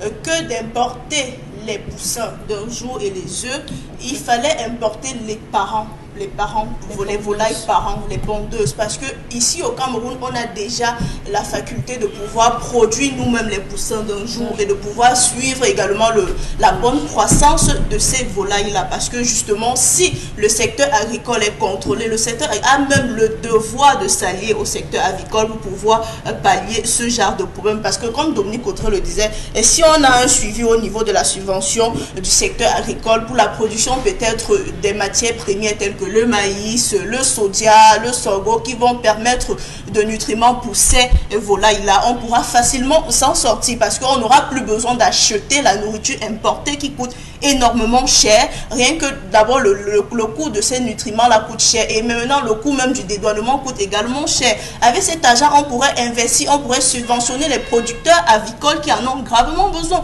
Je le dis parce que au Cameroun ou encore dans des marchés, je prends par exemple le marché que je maîtrise le mieux, le marché Madagascar ou encore qu'on m'a appelé Dakar là-bas. Je connais pratiquement 4 ou 5 agriculteurs et je peux vous dire que ces gars sont des agriculteurs, comment je vais dire, du secteur privé, si ça existe même, si ça devrait exister, parce que eux ils fonctionnent 80 à 200% les subventions ou encore le processus d'élevage vient de leur poche, c'est ce que je veux dire. Donc ils n'ont pas de subvention, ils n'ont pas de contrôle, ils ne sont pas sponsorisés, ils ne sont même pas accompagnés jusqu'à la commercialisation de ces poulets là. Comment on fait? Est-ce qu'on ne contrôle pas comment est-ce qu'ils font pour pouvoir acquérir déjà la volaille poussin? On ne contrôle pas la nutrition qu'ils donnent à ces poussins là, on ne contrôle même pas sur le plan sanitaire. Sur le plan sanitaire. Est-ce qu'on peut dire vraiment, vous entendez parler, parce que là, les arguments qui fusent de part et d'autre, de Mbomboka, Dominique Audrey, par exemple par vous-même et d'ailleurs sur la colère, l'État du Cameroun fait sciemment d'abandonner ce secteur? Oui. Oui, on va le dire ce matin, on va dire un oui farouche et un oui ferme. L'État du Cameroun fait sciemment d'abandonner ce secteur justement parce que les Camerounais à leur niveau ont pris les petites résolutions de pouvoir pallier ce genre de situation. Mais non, mais c'est très dangereux parce qu'on a des produits qu'on ne contrôle pas sur le marché. On a des produits dont on ne connaît même pas la provenance. On a des produits dont on ne peut même pas avoir des chiffres clés parce qu'il n'y a pas d'enquête derrière. Si vous demandez par exemple, je dis n'importe quoi, peut-être au secteur ou encore à la communauté de Douala 3e de vérifier comment se vend ou encore comment se produit ou comment se commercialise la volaille au marché, ils ne vous diront pas que chaque matin il y a 500 000 poulets qui arrivent, qui proviennent de tel secteur et on en ressort avec combien, il y a peut-être 500 000 productions et au bout des 500 000 productions il y en a peut-être 200 qui meurent juste parce que il y en a pas. Il n'y en a pas, c'est chacun qui se lève, il investit de ses propres fonds et il décide d'en faire son business. Il y a Dominique Audrey qui voulait faire une virgule sur ce que oui, surtout par rapport au contrôle et au suivi des différents producteurs. Pour les femmes qui font le poulet, vous avez certainement remarqué qu'aujourd'hui, on a une catégorie de poulets là. Même le temps de partir du marché à la maison, on a l'impression que le poulet commence à Ça se pourrir couche, parce que justement. il y a certains producteurs, pour que le poulet grossisse et tout ça, font un certain Des nombre. injections. Voilà. Donc, si on avait un service d'hygiène qui prenait, après recensement, bien entendu, des différents producteurs, faisait des descentes sur le terrain pour s'assurer de comment est-ce qu'on gère les poussins. Parce qu'il faut dire que lorsqu'on est à la période de chauffe, vous prenez les poussins d'un jour. Pour les personnes qui n'ont pas encore des moyens, il y a des façons archaïques avec des ampoules pour chauffer les poulets. Il y a une façon d'entrer avec des chaussures qu'on a javelisées. Vous sortez, ainsi de suite. Donc c'est un procédé. On devrait avoir un service d'hygiène qui vient constamment et récurremment s'assurer du respect du tableau. Donc aujourd'hui, on n'a pas de contrôle dessus. Les Camerounais mangent tout et n'importe quoi, même si ça vient de l'intérieur. Donc, pour compléter et dire qu'il y a un réel problème, il y a un suivi qu'on doit avoir. Et Michel, si vous permettez, pour réenchérir, même quand vous allez au niveau du marché des chèvres, c'est quelque part là-bas derrière la prison centrale de Neubel, vous allez voir un soi-disant service d'hygiène qui est là, mais qui est comme si elle n'est pas là, parce que je peux le dire, j'ai déjà eu à fréquenter ce secteur-là 2 ou 3 fois. Il y a un service d'hygiène, vous arrivez le matin, les gars arrivent, ils ne contrôlent pas ce qui entre à l'abattoir, ils ne contrôlent pas comment les volailles sont tuées, comment elles sont commercialisées. Et les gars, puis c'est le soir, vers peut-être 10, 12 heures, ils arrivent quand les commerçants ont fini de liquider leur bétail, ils viennent prendre leur pourboire. Justement, c'est à ça que c'est le service d'hygiène, venir prendre les chocos et puis ne pas contrôler réellement ce qui se passe. À ce qui s'est dit sur ce plateau ce matin, justement, on regarde l'attitude du gouvernement camerounais et on regarde les Camerounais vraiment droit dans les yeux. Avons-nous le sentiment qu'actuellement, le ministre de l'élevage, des pêches et de l'industrie animale, le Dr Taïga, ou encore le ministre de l'agriculture et du développement rural, pour parler justement de M. Bayrobé, j'arrive enfin, Gabriel Bayrobé, croyez-vous justement que le gouvernement camerounais est dans l'option de donner à manger aux Camerounais? Et on peut peut-être se rassurer une fois que l'objectif simplement c'est d'affamer le peuple, et lorsque le peuple a faim, on le tient mieux réellement. C'est pas des raisons pour lesquelles le gouvernement fait sciemment d'abandonner ce secteur. Les Camerounais, comme on a dit sur ce plateau, ouvrons les yeux et allumons nos cerveaux, madame, monsieur. On en reparle dans la deuxième séquence. Monsieur, merci de rester sur Equinox Télévision. C'est 10-12, le Zénith qui se poursuit, mais surtout avec une question qui taraude les esprits depuis hier sur la toile, depuis hier matin d'ailleurs. Il y a cette image venant de la Sierra Leone où on a vu bien sûr un Chinois en pleine lutte avec des Sierra Leonais sur un site d'exploitation, bien sûr des mines. Est-ce qu'on devrait aujourd'hui avoir peur de la présence chinoise en Afrique? Les Africains devraient-ils se dire il est temps probablement de fermer la porte à la Chine parce que l'empire du milieu semble prendre tellement de poids sur le continent au point où les Africains n'ont plus de poids eux-mêmes sur leur terre. Est-ce qu'on va dire finalement que la colonisation n'a pas de fin? Parce qu'on a eu la colonisation, ce qu'on a baptisé bien sûr l'esclavage au départ, la colonisation est arrivée, le néocolonialisme qui s'impose, le fait justement que les puissances, d'autres puissances veulent rentrer en Afrique, notamment la Russie et la Chine. Comment les Africains devraient-ils justement se comporter pour faire des barrières réelles à cette invasion, mais surtout en mettant de côté la France et d'autres pays? C'est important. Non, moi je pense plutôt que l'Afrique doit s'inspirer de la Chine. La Chine, pays en 1960, est un pays pauvre. Ouais. La Chine a résolu son problème spirituel et religieux. Le problème, c'est quoi? C'est spirituel et religieux? Oui, le problème est d'ordre spirituel et religieux. C'est là-dedans, on vous le dit toujours, c'est là-dedans qu'il y a la science, il y a la technique, il y a la technologie. Et la Chine, justement, quand vous n'avez pas un imaginaire collectif, un même imaginaire collectif, vous ne pouvez pas. Mais vous avez quand même regardé les images l'Afrique, bon. la Chine a donc décidé, je vais battre les Occidentaux sur leur propre terrain, en s'inspirant de Confucius. Oui, mais justement. En venant battre les Africains ici comme ça, mais les humilier. La Chine ne vise pas l'Afrique en tant que telle. La Chine vise à dominer le monde. L'Afrique, quand il y a Huawei qui a commencé à parler, c'était Donald Trump. Est-ce que quand la Chine fait Huawei, il vise l'Afrique? L'Afrique, c'est quoi? Il vient aussi prendre en Afrique pour dominer le monde. Il s'est dit que l'Afrique, c'est un terrain où tout le monde vient. Il va donc dire, la France, l'Allemagne, vous avez des colonies là-bas, non? Je vais vous battre dans vos propres colonies.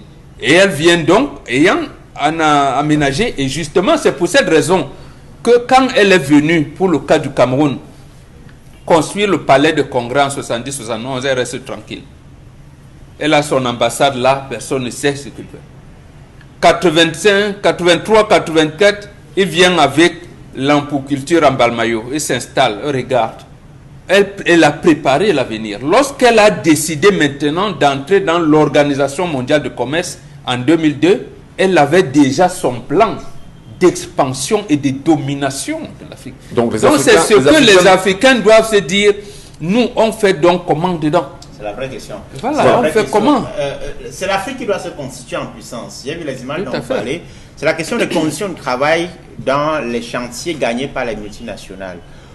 Ça, c'est une question qui doit être adressée en interne chez nous. Les concessions qui sont faites à la Chine comme aux autres puissances internationales, c'est nos dirigeants qui sont complices de ces concessions qui se font souvent dans les intérêts, non pas de nos populations, mais de ces pays-là. Donc, sont les Africains eux-mêmes le problème. La Chine vient au Cameroun, elle décide qu'elle ne mange pas le riz. C'est un virgule. Hein. Il faut tirer. Vous avez tiré un problème. On va revenir. Vous nous rassurez? Peut-être qu'il faut en finir avec maintenant. Pourquoi pas? Non, on va revenir. C'est une virgule. C'est pour préparer justement les téléspectateurs. C'est une opportunité qu'il faut savoir comment saisir. On ne prépare bien sûr les téléspectateurs. Tout à l'heure, on en reparlera. Je vous en prie. C'était juste une petite virgule. On a fait un pied là-dessus. On reviendra. Allez, pour finir avec la question justement du secteur agricole qui est en souffrance au Cameroun, on s'est dit probablement, si vous voulez, le gouvernement camerounais fait sciemment de laisser les Camerounais dans la famine, alors qu'il y a un secteur que l'on peut encourager, motiver, encadrer et qui est assez générateur de revenus. On fait sciemment de vous laisser affamer. Alors, c'est une politique. Quand vous avez faim, vous tendez la main, on vous gère mieux. C'est ça de Nablus Kamgan. Vous avez failli m'arracher la parole, merci de me la restituer. Alors, je commence par je vais répondre à votre question. L'une des dernières actualités, vous le savez, dans le secteur avicole, c'est cette correspondance que le ministre de l'Élevage a adressée à l'ambassadeur du Brésil au Cameroun sur l'autorisation d'importation des sous-produits aviaires, les œufs, les poulets, et ainsi de suite. Alors, ça pose deux problèmes. C'est une sorte de raccourci. D'après tous les analystes de ce secteur que vous interrogez, la plupart des analystes sérieux que vous interrogez dans le secteur, vous direz que c'est un raccourci pas très sérieux. Pourquoi? Parce que cette autorisation des importations pose deux problèmes. L'un est sanitaire, parce que vous savez que le Cameroun jusqu'à aujourd'hui n'a pas d'institut, de centre d'analyse des aliments qui entrent sur son territoire. Pas du tout. Il n'y a pas d'instance qui contrôle ce que nous mangeons. Et donc, le risque d'importation des découpes de poulet contre lesquels feu Bernard Djonga s'est battu jusqu'en 2005-2007, jusqu'à limiter suspendre les importations, les risques de revoir ces poulets-là envahir notre marché sont réels sans aucun contrôle sanitaire. Deuxième risque, le risque économique. Ouvrir le marché national aux pays comme le Brésil, la France et les États-Unis, c'est mettre en concurrence, mais alors très directe, les producteurs locaux camerounais qui ne sont pas soutenus et les grands producteurs de ces pays occidentaux qui sont très bien soutenus par l'État. Leur agriculture est subventionnée et produisent à la fois en quantité et en qualité. Voilà les deux principaux risques. Voilà. Troisième chose, il faut réduire la dépendance vis-à-vis de l'extérieur, justement. Je vous parle des poulets d'un jour qui posent problème, qui font que le prix du poulet de chair est hors de portée des ménagères aujourd'hui. J'espère qu'Audra fait le marché ces jours-ci et qu'elle a pu se rendre compte que le poulet est passé de 3 500 à 5 000 francs CFA. En tout cas, elle le constatera. Il faut réduire cette forte dépendance vis-à-vis de l'extérieur. Nous avons une école au Cameroun, l'école des sciences vétérinaires et de médecine de l'université de Ngaoundéré, qui forment des ingénieurs qui sont capables de cesser cette dépendance vis-à-vis de l'extérieur. C'est dit que le Cameroun fait sciemment d'enfamer de laisser les Camerounais dans la famine. On est tenté de le dire. Il faut donc former au niveau local pour faire en sorte que nos ingénieurs nous permettent de produire au niveau local les intrants, les semences dont il est question, subventionner l'agriculture. Bon, on l'a dit tout à l'heure, le secteur agricole dont nous parlons est intimement lié à l'agriculture. La production du mil, du maïs, du sorgho, du soja et tout ce que vous voulez doit pouvoir être subventionné pour que nous n'importions pas. Je termine par là. jusqu'en 2016, le Cameroun produisait le poulet et exportait en Afrique centrale jusqu'au Soudan, en Afrique de l'Est. Aujourd'hui, nous sommes à 65 000 tonnes. Je chute. Non, permettez. Oui. Vraiment, parlons trivialement. Parce qu'on s'adresse aux Camerounais, qui nous regardent au Cameroun, qui nous regardent à l'étranger. Est-ce que le gouvernement camerounais aime ce pays? Est-ce qu'on peut dire vraiment que le gouvernement camerounais aime ce pays? Qu'on le sache qu'en 2016, on a quand même eu... On parvenait la production était excédentaire, c'est comme ça qu'on dit en économie. Dans la sous-région jusqu'au Soudan, au Cameroun, j'ai incapable de pouvoir donner à manger à son peuple. Oui. C'est à dessein. Alors, je vous donne les chiffres. Nous sommes aujourd'hui à 65 000 tonnes de production au niveau national pour une demande qui est dans les 105 000 tonnes. Donc, ça signifie qu'il y a un gap à combler d'environ 40 000 tonnes. C'est pour ça que le gouvernement veut faire importer tout ce qui est autorisé là. Or, c'est une filière qui se porte bien. Il suffit simplement de l'accompagner et de la soutenir comme il faut avec une politique ambitieuse et courageuse dans le secteur agricole. Voilà. L'agriculture étant vue comme ce vaste ensemble qui englobe également l'élevage. Bon, je voudrais en 1 minute, je vous en prie, le temps de passer justement aux messages qui seront lus. En 1 minute, qu'est-ce qu'on peut dire aux Camerounais qui nous regardent ce matin sur cette question véritablement? À la fois les éleveurs et à la fois le peuple camerounais qui a faim. On lui dit, battez-vous comme vous pouvez. Qu'est-ce qu'on dit au peuple là maintenant? Non, on leur dit simplement, débrouillez-vous, ne tenez pas compte du gouvernement qui viendra vous asphyxier. Parce que le gouvernement n'a pas pu résoudre, ne veut pas résoudre l'éternelle équation parce que c'est à 2 niveaux.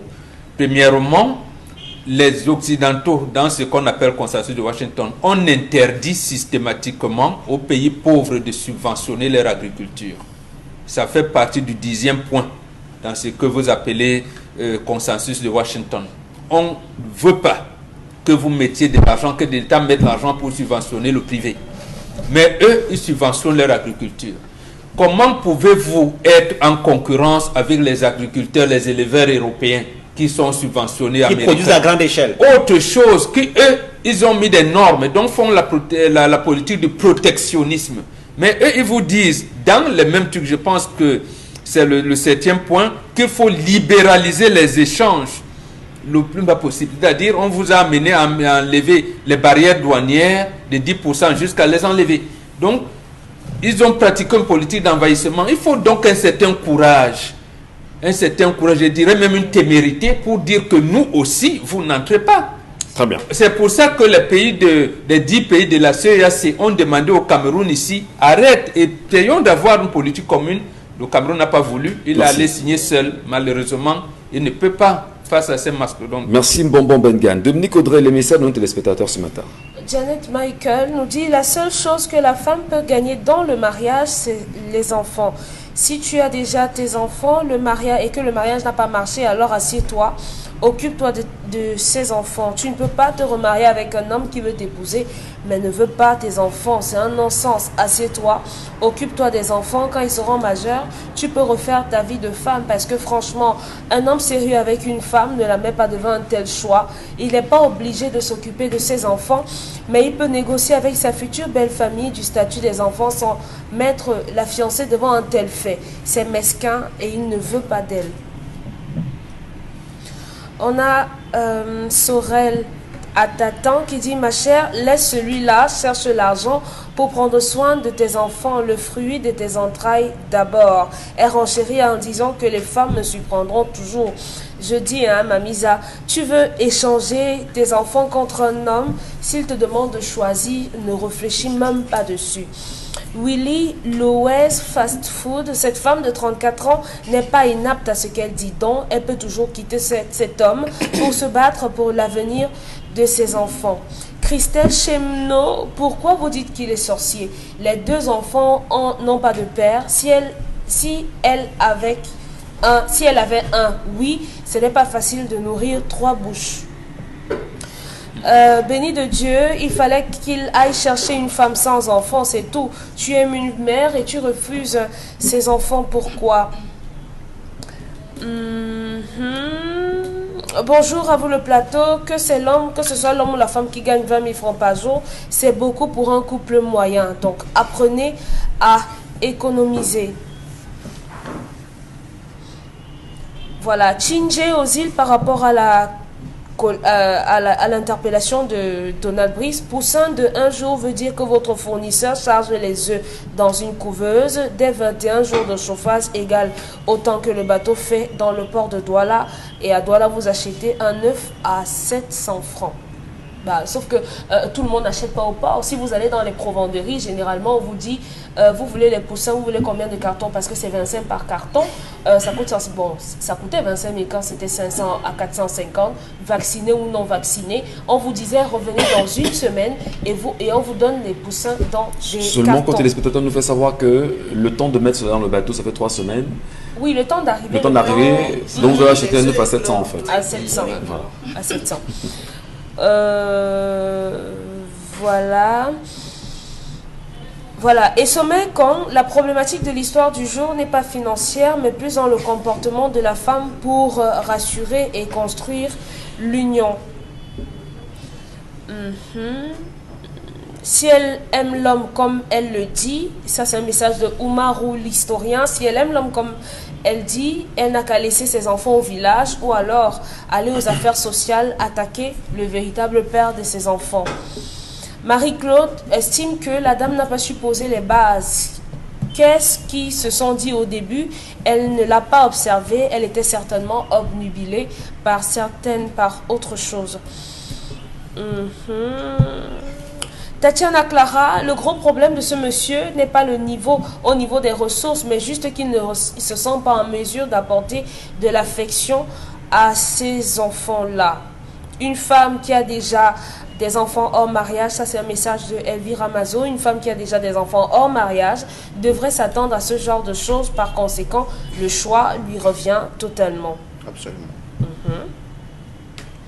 Que de messages, Dominique Audrey. Oui, Elle cherche quelqu'un qui va prendre en messages. charge ses enfants. Elle, Voilà. elle veut nous faire croire Excusez-nous. qu'elle aime le moto taximan. Ce n'est pas vrai. S'il vous plaît, elle a mentionné dans l'histoire qu'elle s'occupait déjà de de ses ses enfants. Elle faisait. Elle a imposé à son Lorsqu'au nouveau Cameroun, quelqu'un partenaire. vous dit, lorsqu'au Cameroun, quelqu'un vous dit que je me bats, ça veut dire que la personne n'a pas, elle peut être prothésiste angulaire au Ça veut dire marché. que cette personne n'est pas Elle ne fait rien, voilà. Mais pour Elle ça, n'a pas- c'est la condition Ce n'est pas- donc. ce n'est pas conditionne un donc problème. pourquoi? Maintenant, Maintenant, elle est en ville et ses enfants sont au village. Et tout le Comme monde depuis sait. toujours. Et tout le monde sait Comme depuis que toujours. lorsque vous retrouvez seul avec des enfants, ce n'est pas évident d'aller travailler. Elle peut être serveuse dans un bar et qu'elle travaille de nuit. Donc, qui va rester avec les enfants? Certainement, elle a dit, maman, occupe-toi de tes petits-enfants. Chaque mois, je t'envoie le sac de riz, les bifagas, le seau d'arachide et tout. Mais en attendant, je me cherche. Bon, maintenant, elle est tombée sur un monsieur qui lui dit, bon, définitivement, tes enfants ne reviendront pas. Comme tu viens habiter avec moi là, comme tu penses dans ta tête que tu vas me ramener tes mioches, c'est sans Vous moi. Dominique Bengo, Vous savez, réagir. le plus gros problème, c'est de faire croire à quelqu'un qu'on peut être, on ne peut vivre que de la dépendance affective. Ça, c'est d'abord, il faut barrer cela parce que cette femme se croit que le bonheur sera forcément à travers le mariage. Non, ou encore l'éducation son bonheur, de ses le enfants. bonheur- Ou encore l'éducation de ses enfants pourra être réussie si elle est dans un foyer complet. Petite il faut virgule, le hein. dire ce matin. Petite Non. virgule. Oui, En ce qui Michel. concerne le bonheur, Oui. personne ne pourra vous dire qu'est-ce que c'est que le bonheur. Justement. Le bonheur, c'est un état d'esprit. Justement. Alors, si son état d'esprit voudrait, j'ai dit, mais c'est relatif. Parce que ce qui constitue votre bonheur n'est forcément pas ce qu'il faut le mien.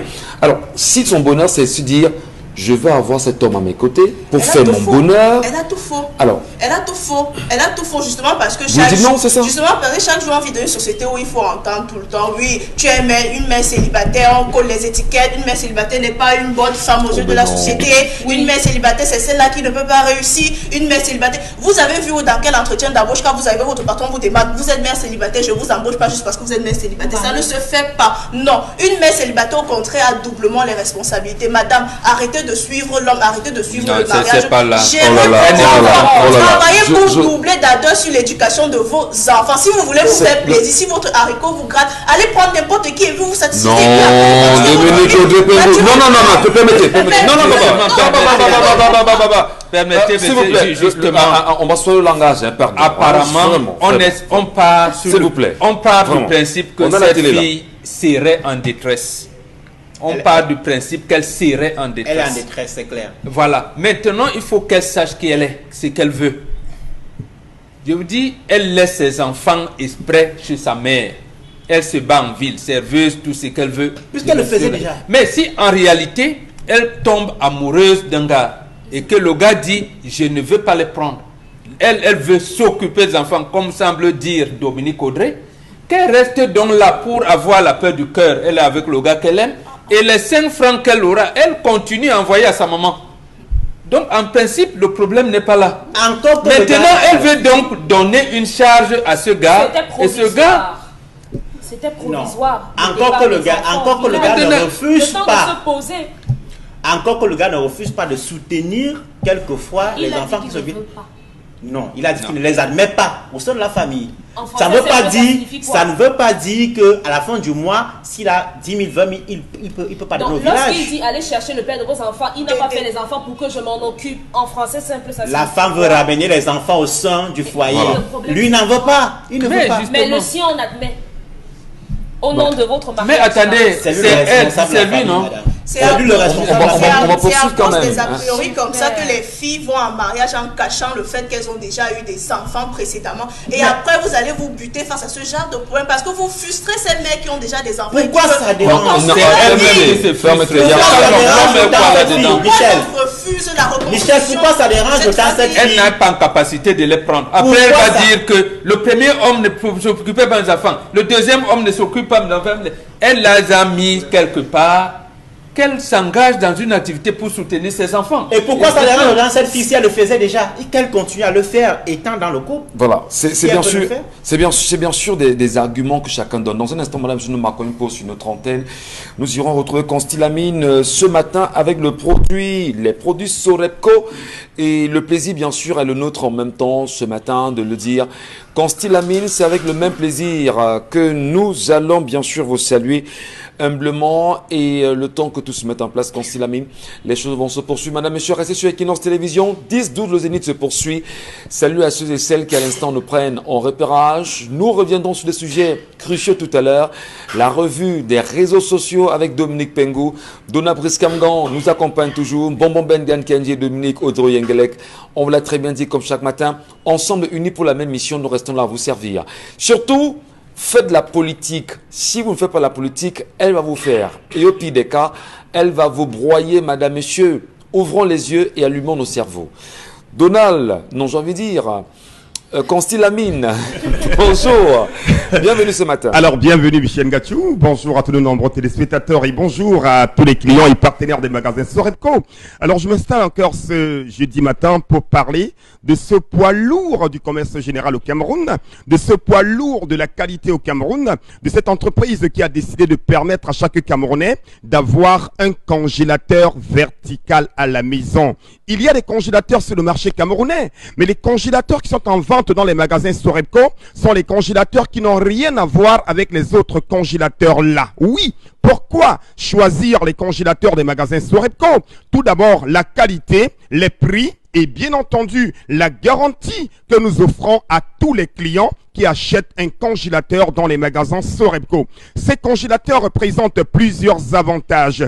Tout d'abord, le style, le design, la qualité et surtout la solidité de ces congélateurs-là. Pour dire tout simplement, le goût de ça avec les congélateurs des magasins Sorepco. Chers téléspectateurs, cette image qu'on voit en direct ce matin est l'image que vous retrouverez dans tous les magasins Sorepco.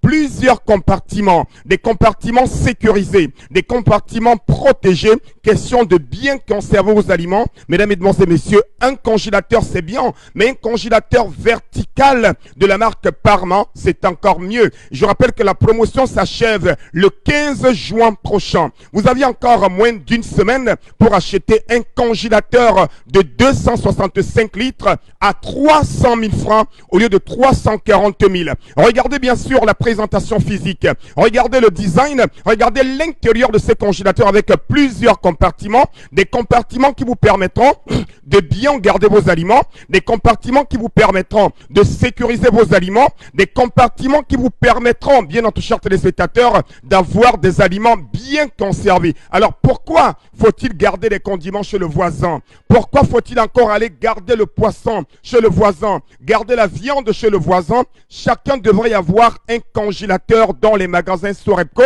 C'est des congélateurs de très très bonne qualité, de marque Parma. Vous les avez à 300 000 pour le congélateur de 265 litres. Il est costaud, il est géant, il est nyanga. Oh là là là là là là là. 265 litres, vous l'avez à 300 000 francs dans les magasins Sorepco, quel que soit le magasin. Allez donc dans n'importe quel magasin Sorepco et offrez-vous un congélateur de marque Parma à 300 000 au lieu bien sûr de 340 000. Alors ceux qui n'ont pas assez d'argent, avec 250 000 francs, vous avez un congélateur de 188 litres avec la possibilité de faire des paiements par tranche. Pour ceux qui n'ont pas la totalité d'argent, appelez dès à présent et passez votre commande. Un congélateur de marque Parma, un congélateur d'origine, un congélateur neuf dans le carton avec garantie. Oh là là là là là là là. Mototenye sengalemba tatan. Basango na banyango. Pesanangonde di. Wapulate congélateur à l'endé au magasin Sorepco. Wapulate congélateur ni dodi, congélateur ni minde, congélateur nyanya conservé boam, nyama, soué, billet, madiba, tebendenje à l'endéo Sorepco, vous l'avez à 250 000 francs, un congélateur de marque Parma de 188 litres, chers téléspectateurs, avec garantie. Donc, any man, where is see me just now, voilà ça pour commissariat, voilà ça pour gendarmerie, voilà ça pour house, voilà ça pour boutique. Just go for magasin Sorepco. En tech, il y a congélateur Parma. 260 litres. You get them for 300 000. 188 litres. You get them for 250 000. Because c'est Sorepco. Na fine magasin where any man must get congélateur. Not buy again a congélateur. Just go for Sorepco. En tech, il y a congélateur Parma. Et ce matin, Michel Gachou, je tiens à remercier tous les clients, notamment toute la police camerounaise qui fait ses achats du côté bien sûr de Sorepco, particulièrement l'officier de police principal, bien entendu Yann Liliane Tata, épouse de Noukimi, du côté du 9e à Douala, qui est une très grande cliente des magasins Sorepco. Merci beaucoup et choisissez la qualité. Merci beaucoup, Constilamé. Merci à vous également, madame, monsieur, de rester sur notre antenne. Nous saluons les nombreux téléspectateurs qui nous regardent ce matin, pas seulement au Cameroun. Et il y en a qui nous disent, bah, ça fait longtemps que vous ne l'aviez pas, que vous n'avez plus dit. Bah oui, nous on vous le rappelle chaque fois sur ce plateau. Faites la politique, madame, monsieur. Et c'est important. Faites la politique vous dit aussi que, en tant que citoyen, il faut tout faire pour être inscrit au moment où nous vous parlons sur une liste électorale. Beaucoup vous diront, ben oui, comment s'inscrire sur une liste électorale en ce moment? On sait comment ça doit se passer. Ben, nous vous ouvrons les yeux en vous disant qu'en ce moment, les choses peuvent basculer. Et si ça bascule véritablement, on demandera à ceux qui ont les cartes d'électeurs d'aller justement voter.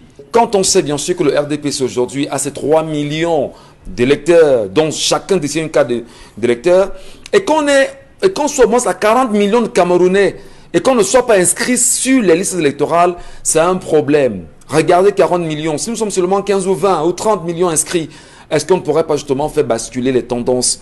Le Camerounais peut décider de son avenir d'une main ou d'une autre. Donc, vraiment que chaque Camerounais, si possible, pas si possible, obligatoirement, devrait aller se munir absolument d'une carte d'électeur afin de défendre son avenir au moment opportun. Parce qu'il faut rester prêt. Les choses semblent changer. Et nous parlerons bien sûr dans les jours à venir du gré à gré qui est en train de se préparer. Donald Bliskam nous le disait bien sûr à l'entame de l'émission. Allez, tout de suite, la revue des réseaux sociaux. Dominique Pengou. Voilà, Michel, à la suite de l'augmentation des prix des passeports hier, on va parler maintenant de la nouvelle procédure d'obtention du passeport biométrique au Cameroun. Alors, l'étape 1, préenroulement en ligne déjà, parce que ça commence par là. On a droit à une ouverture en ligne du dossier par le demandeur sur le site internet de la délégation générale, de la Direction générale de la Sûreté nationale, DGSN. La délégation. Oui, la délégation, oui. Voilà, de la Sûreté nationale. On a droit également allons-y doucement. On a un site. On a un site. Un site internet. Oui, qui a été créé à Vous sollicitez avoir un passeport. Oui. Vous allez émettre votre demande, votre besoin là-bas. Là-bas. Oui. Ensuite, ça se passe en ligne. Ensuite, on a le paiement électronique via les différents opérateurs dont on ne veut pas citer les noms sur ce plateau, oui. ou encore via une carte de crédit. C'est via ces opérateurs électroniques qu'on va déposer les frais de délivrance de passeport. Oui. Voilà. Ensuite, on a la prise de rendez-vous online pour l'enrôlement. Donc, vous prenez rendez-vous en ligne pour l'enrôlement. L'enrôlement. L'enrôlement, ouais, oui, d'accord. oui. On peut comprendre. Hein. Voilà. Maintenant, l'étape 2, qui est l'enrôlement physique dans un centre de votre choix, dont le demandeur a le choix de pouvoir solliciter un centre qui se trouve que ce soit dans la ville de Douala en fonction de son habitation, ou encore Yaoundé, ou encore autre part. Alors l'ouverture et la vérification du dossier soumis en ligne précédemment dans l'étape 1 avec les originaux des pièces exigibles. Alors maintenant, après, on a la prise de paramètres, c'est-à-dire photos, empreintes et signatures. On a également le scan des pièces originaux qui sont effectuées. Après, on a l'approbation des informations et la validation, parce que ça doit, toutes ces informations doivent être validées préalablement.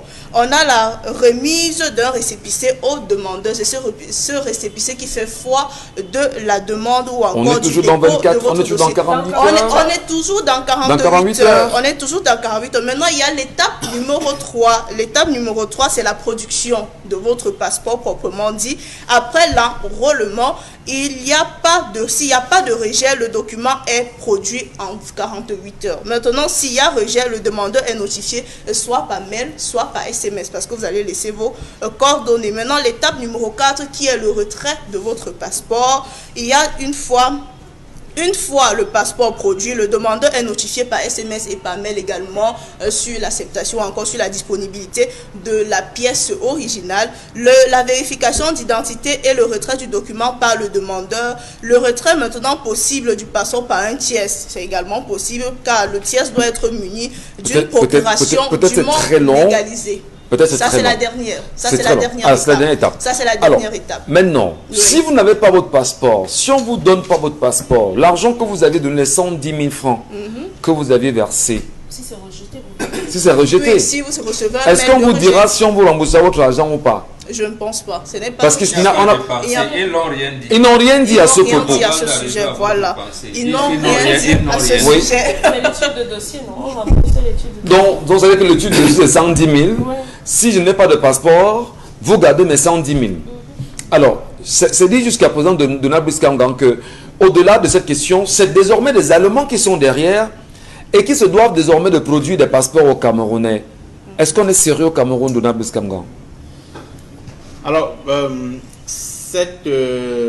ces innovations, comme elles sont présentées par la délégation générale à la Sûreté nationale, posent quelques problèmes.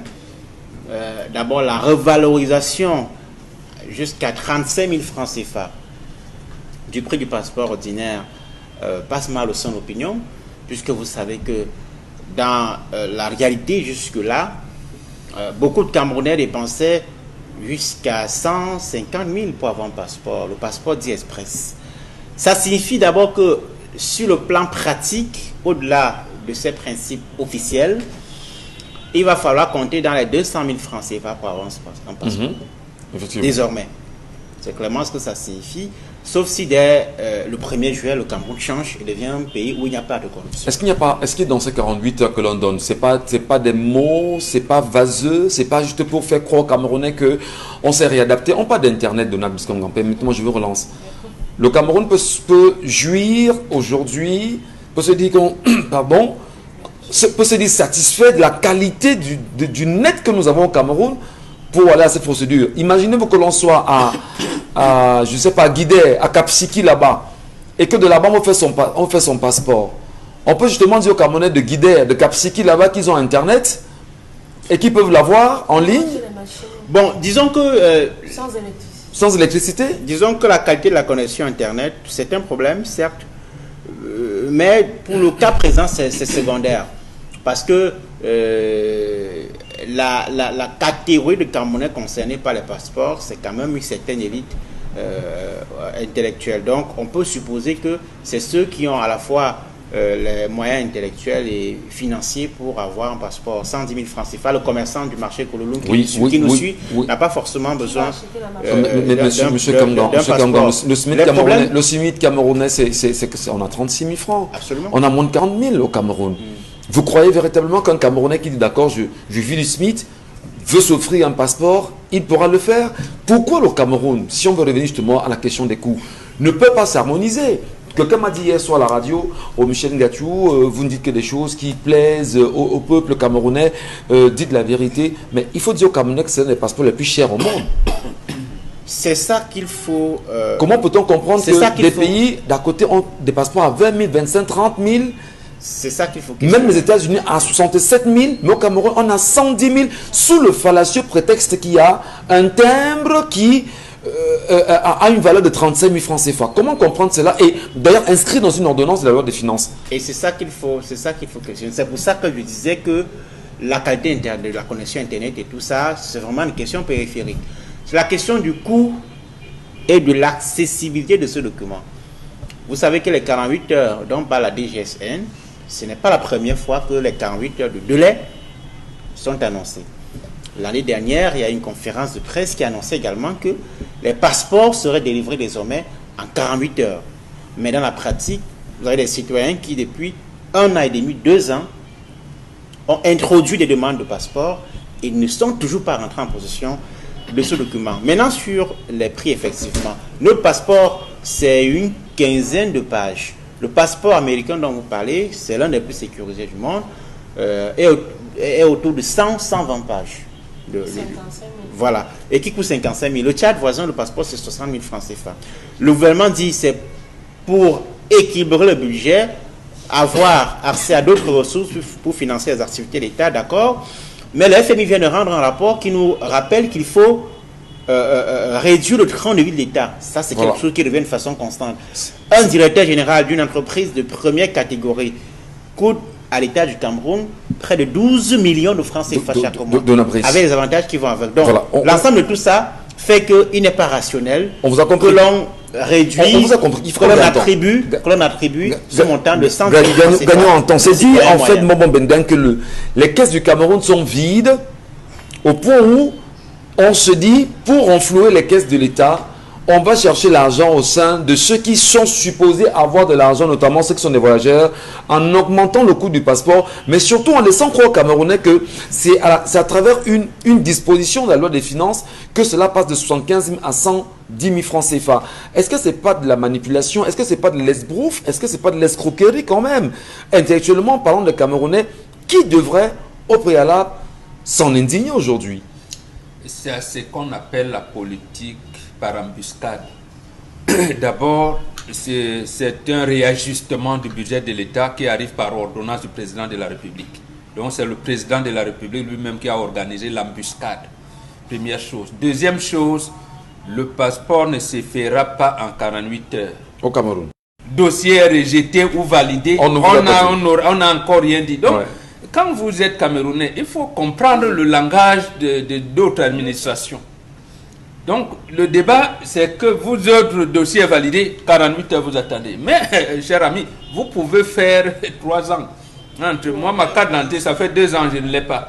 Donc, c'est entre-temps, donc, entre la validation, le jour où vous êtes au cyber, et le jour où on vous dit que votre dossier est accepté ou rejeté, il n'y a pas de délai.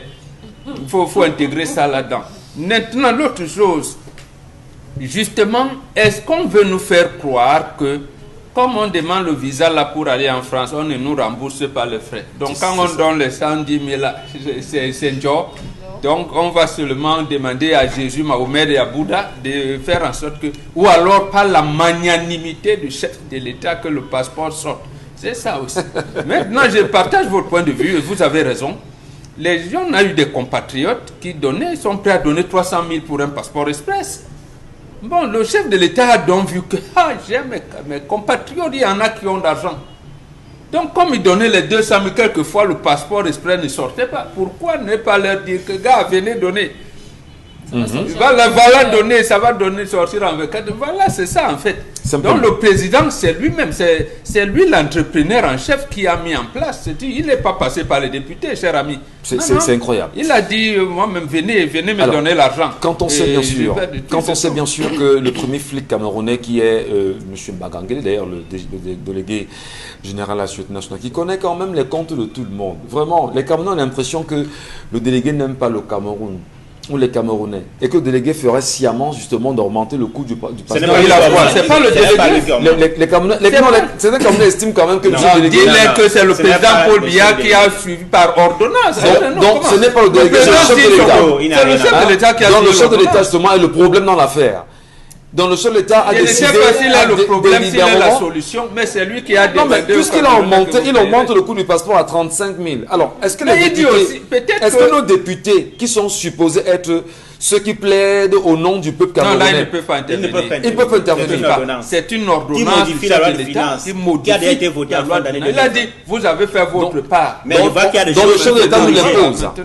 Le chef de l'État nous l'impose en fait. Oui, tout à fait. Quoi qu'il en soit, on ne peut rien faire. Oui, Aucun la loi rejet. lui permet de modifier la loi de finances, même en cours d'exécution. Donc les Camerounais ne peuvent rien faire là. C'est comme ça. Mais vous Mais pouvez. ne voyagez pas, c'est tout. Vous pouvez, puisque le chef de l'État... Alors, c'est tout. Allez, merci.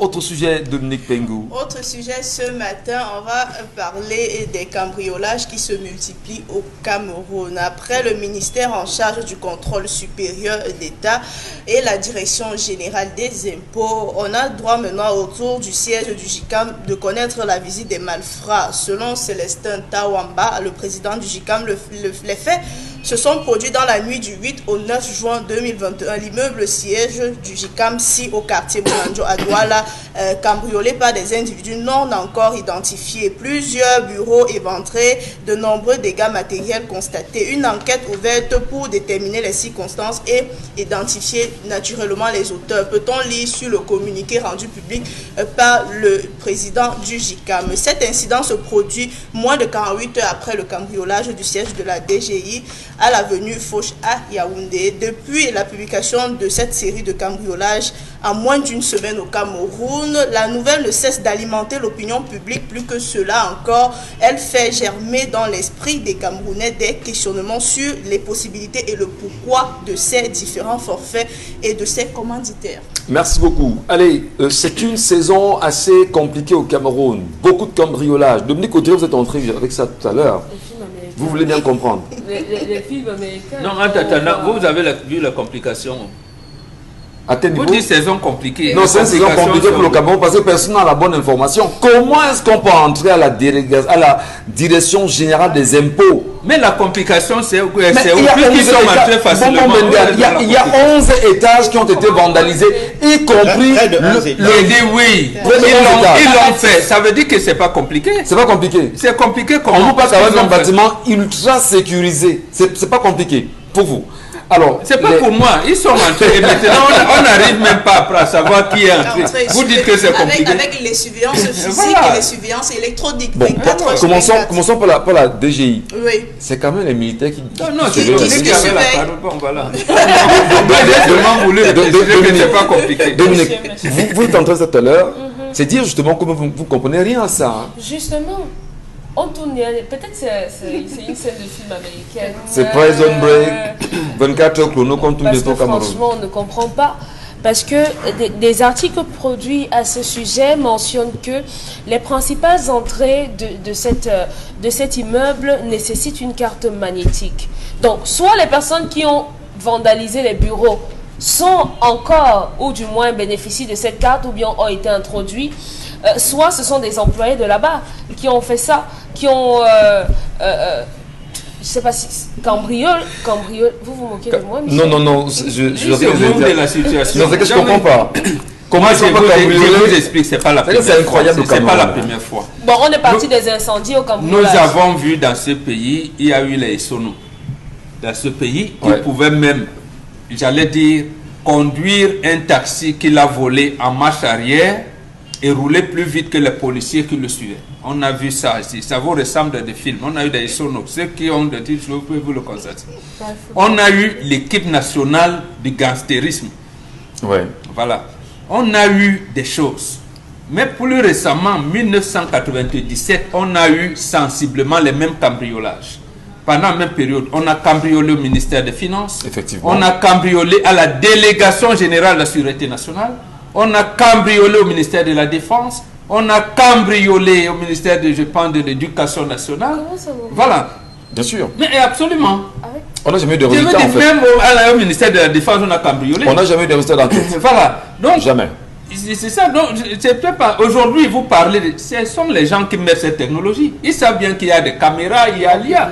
Maintenant, s'ils peuvent passer sans que les caméras les accèdent, ça veut dire maintenant ils ont le cerveau. Mais qu'est-ce qu'on peut bien chercher? Qu'est-ce qu'on peut bien chercher au JICAM? Je n'en sais rien. Quand on va les arrêter, ils vont dire. Je sais quand même que le Cameroun, en matière de corruption, on a été champion du monde 2 fois de suite. Ouais. Donc, pour faire fonctionner le cerveau, on y est. Et on a même amené un avion, ici apporté un avion, on a présenté au Premier ministre Simon Achidi Achou, un Camerounais qui a, après avoir récolté sur le plan mondial, est venu présenter un avion. Alors, donc, en une minute de analyse, qu'est-ce qu'on peut bien chercher au JICAM aujourd'hui? Le JICAM, c'est le groupement interpatronal du Cameroun. Est-ce qu'il y a des dossiers sensibles là-bas? Parce qu'on n'a pris que des dossiers, mais qu'est-ce qui peut bien justifier qu'on aille quand même toucher le JICAM? Je comprends pas. Vous comprenez grand chose à ça ou bien vous avez des infos? Qu'est-ce que ça vous inspire comme commentaire? Bon, pour l'instant, on a un communiqué qui a été rendu par le président du groupement interpatronal du Cameroun hier et qui parle de dégâts importants. Ça signifie qu'un certain nombre de dommages ont été enregistrés et probablement des pertes de documents. On a contacté. Il a utilisé un langage diplomatique et dégâts importants. Donc, on ne peut pas savoir. nous avons contacté les services de communication du JICAM qui ne souhaitent pas pour l'instant donner d'amples informations, mais sous réserve des recoupements que nous allons faire, la piste d'une déstabilisation en interne est évoquée parce que vous savez que le JICAM que je connais a 7 gardiens qui se relaient au niveau de la guérite, donc il aurait fallu une sorte de braquage militaire entre guillemets, c'est-à-dire une intrusion avec neutralisation de l'ensemble de ceux qui sont là. C'est pas ce qui s'est aussi, passé. le somnifère, on peut aussi vous lancer. En tout cas, c'est pas. Les enquêtes suivent le cours. C'est pas ce qui. Oui, on peut même envoyer une petite là. Les Camerounais sont très ingénieux. Il aurait fallu une méthode assez forte ou douce, comme avec la piste qui énumère Mbombo pour passer. Les enquêtes suivent le coup de nerf. Voilà, attendons qu'on arrête au moins les suspects. Mais quand même, c'est vrai que les commentaires, il y en a pas mal. Les commentaires sont libres. Hein. On attend la reconstitution de fait. Oui, on va gagner en temps parce que Consti a mis avec nous déjà. Mais toi, tu es avec eux. Supposons qu'on arrête les suspects qui fassent la reconstitution de fait. Allez, Consti Lamine est avec nous à nouveau ce matin et il vient nous parler bien évidemment de Von Bio. Merci à vous de rester sur Equinox Télévision. C'est 10-12 le Zénith qui se poursuit. Consti, rebonjour. Bonjour Michel Gature, rebonjour de nombreux téléspectateurs et rebonjour à tous les clients et partenaires du concept Salaka. À ces clients, je ne cesserai d'attirer leur attention sur la qualité des compléments alimentaires qu'ils vont acheter. Ils sont tellement nombreux de plus en plus qui se présentent comme les vendeurs des compléments alimentaires parce qu'on est à la recherche de l'argent. Mais non, l'argent ne devrait pas détruire le monde. L'argent ne devrait pas aboutir les consommateurs. Soyez prudents, soyez prévoyants, soyez conscients. Et quand on parle bien sûr de la conscience, de la prévoyance et de la prudence, il est question de faire confiance à un concept qui a décidé de choisir comme support de communication et de vente la radio et télévision Equinox. Et comme point de vente, le magasin 1001 tapis. C'est dans ce magasin que vous avez des produits de qualité. C'est dans ce magasin que vous avez des compléments alimentaires de très bonne qualité. Ça fait plusieurs années que nous les commercialisons et de plus en plus, plus les jours passent, plus les mois passent et les clients sont satisfaits parce qu'ils ont compris que les meilleurs compléments alimentaires, c'est bien sûr du côté du magasin 1001 tapis. Et ces compléments alimentaires nous viennent de tout droit des laboratoires Cedorex. Les laboratoires Cedorex, c'est plusieurs années d'expérience. Les laboratoires Cedorex, c'est aux États-Unis d'Amérique. Et dans ces laboratoires viennent une gamme complète des compléments alimentaires, notamment la gamme Von Bio. Oui, et parmi la gamme Von Bio, vous avez le Von Bio Oméga 3. Le Von Bio Oméga 3 qui présente aujourd'hui plusieurs avantages. Et notamment, ça permet de réduire les complications du diabète. Écoutez-moi très bien, chers téléspectateurs, le Von Bio Oméga 3 permet d'assouplir nos articulations. Vous avez les problèmes de rhumatisme, les problèmes de crampes, les problèmes d'articulation. Alors, je vous conseille de consommer régulièrement le Von Bio Oméga 3. Vous avez été victime d'un AVC. Alors, la solution qui vous permettra de garder la bonne humeur à longueur de journée quand vous avez un AVC, c'est de consommer régulièrement le Von Bio Oméga 3. Le Von Bio Oméga 3 permet également de nous prévenir contre les AVC, les problèmes de tension, les problèmes de cholestérol. La solution, c'est à l'intérieur de cette boîte à travers sa gélule. Cette gélule encore appelée Fish Oil, huile de poisson. Donc, chers téléspectateurs, les numéros de téléphone, vous les avez. Le point de vente, vous le connaissez. Le prix normal est de 6 000 francs, votre boîte de Von Bio Oméga 3. Depuis 3 semaines, nous offrons une boîte à 5 500 francs et la promotion s'achève ce samedi. Donc, ce samedi, ce sera le dernier jour de la promotion du Von Bio Oméga 3 qui est vendu à 5 500. À partir de lundi, vous l'achèterez au prix de promotion normale qui est de 6 000 francs du côté bien sûr du magasin 1001 tapis. Donc, c'est l'occasion d'attirer l'attention des nouveaux et des anciens consommateurs qui peuvent acheter autant de boîtes dont ils ont besoin parce que la garantie, elle est là. La durée, elle est là. Donc, n'hésitez surtout pas. Venez au magasin 1001 tapis et achetez une boîte de Von Bio Oméga 3 au prix de 5 500 jusqu'à ce samedi. On parle également d'un lait de toilette pour diabétiques. Votre peau, elle est fragile, elle est délicate, elle est sensible. Vous avez un lait de toilette uniquement pour les diabétiques. Von Bio Lotion qui est également en vente jusqu'à ce samedi à 5 500. Votre boîte de Von Bio Lotion, votre lait de toilette pour diabétiques. Donc, chers téléspectateurs, votre maman, elle est diabétique. Elle est hyper tendue. Papa a eu un AVC. Vous-même, vous êtes victime. Donc, venez à 1001 tapis et achetez vos compléments alimentaires. N'oubliez pas également la pommade contre les hémorroïdes. Cette pommade 100% naturelle qui est également en vente au magasin 1001 tapis. Un prix très, très promotionnel. Merci beaucoup et rendez-vous à Salaka. Merci infiniment, Constil Amine. Merci à vous, madame, monsieur. Restons sur notre antenne. Eh bien, les émissions se poursuivent sur Equinox Télévision. Madame, monsieur, on va remercier Dona Brice Kamgang, Dominique Pengou, Bonbon Bengan Kandji et Dominique Audrey-Yengelek. Bientôt midi, nous allons tenter, bien sûr, de remplir notre mission pour ce jour. Mais en partant quand même, une petite interrogation. Il paraît et il se dit que les secrets autour de la gestion de 180 milliards de francs CFA ne sont pas encore totalement sortis. Hein. Mais qui dit aujourd'hui n'avoir pas reçu ces 6 milliards dans son département ministériel? Qui finalement a reçu l'argent et qui n'a pas reçu l'argent? Qui a été celui qui était derrière toutes les ordonnances et les injonctions pour la gestion de ces 180 milliards de francs CFA? Finalement, y a-t-il un chef bandit au Cameroun? On en reparlera demain, lorsque ce sera 10 h.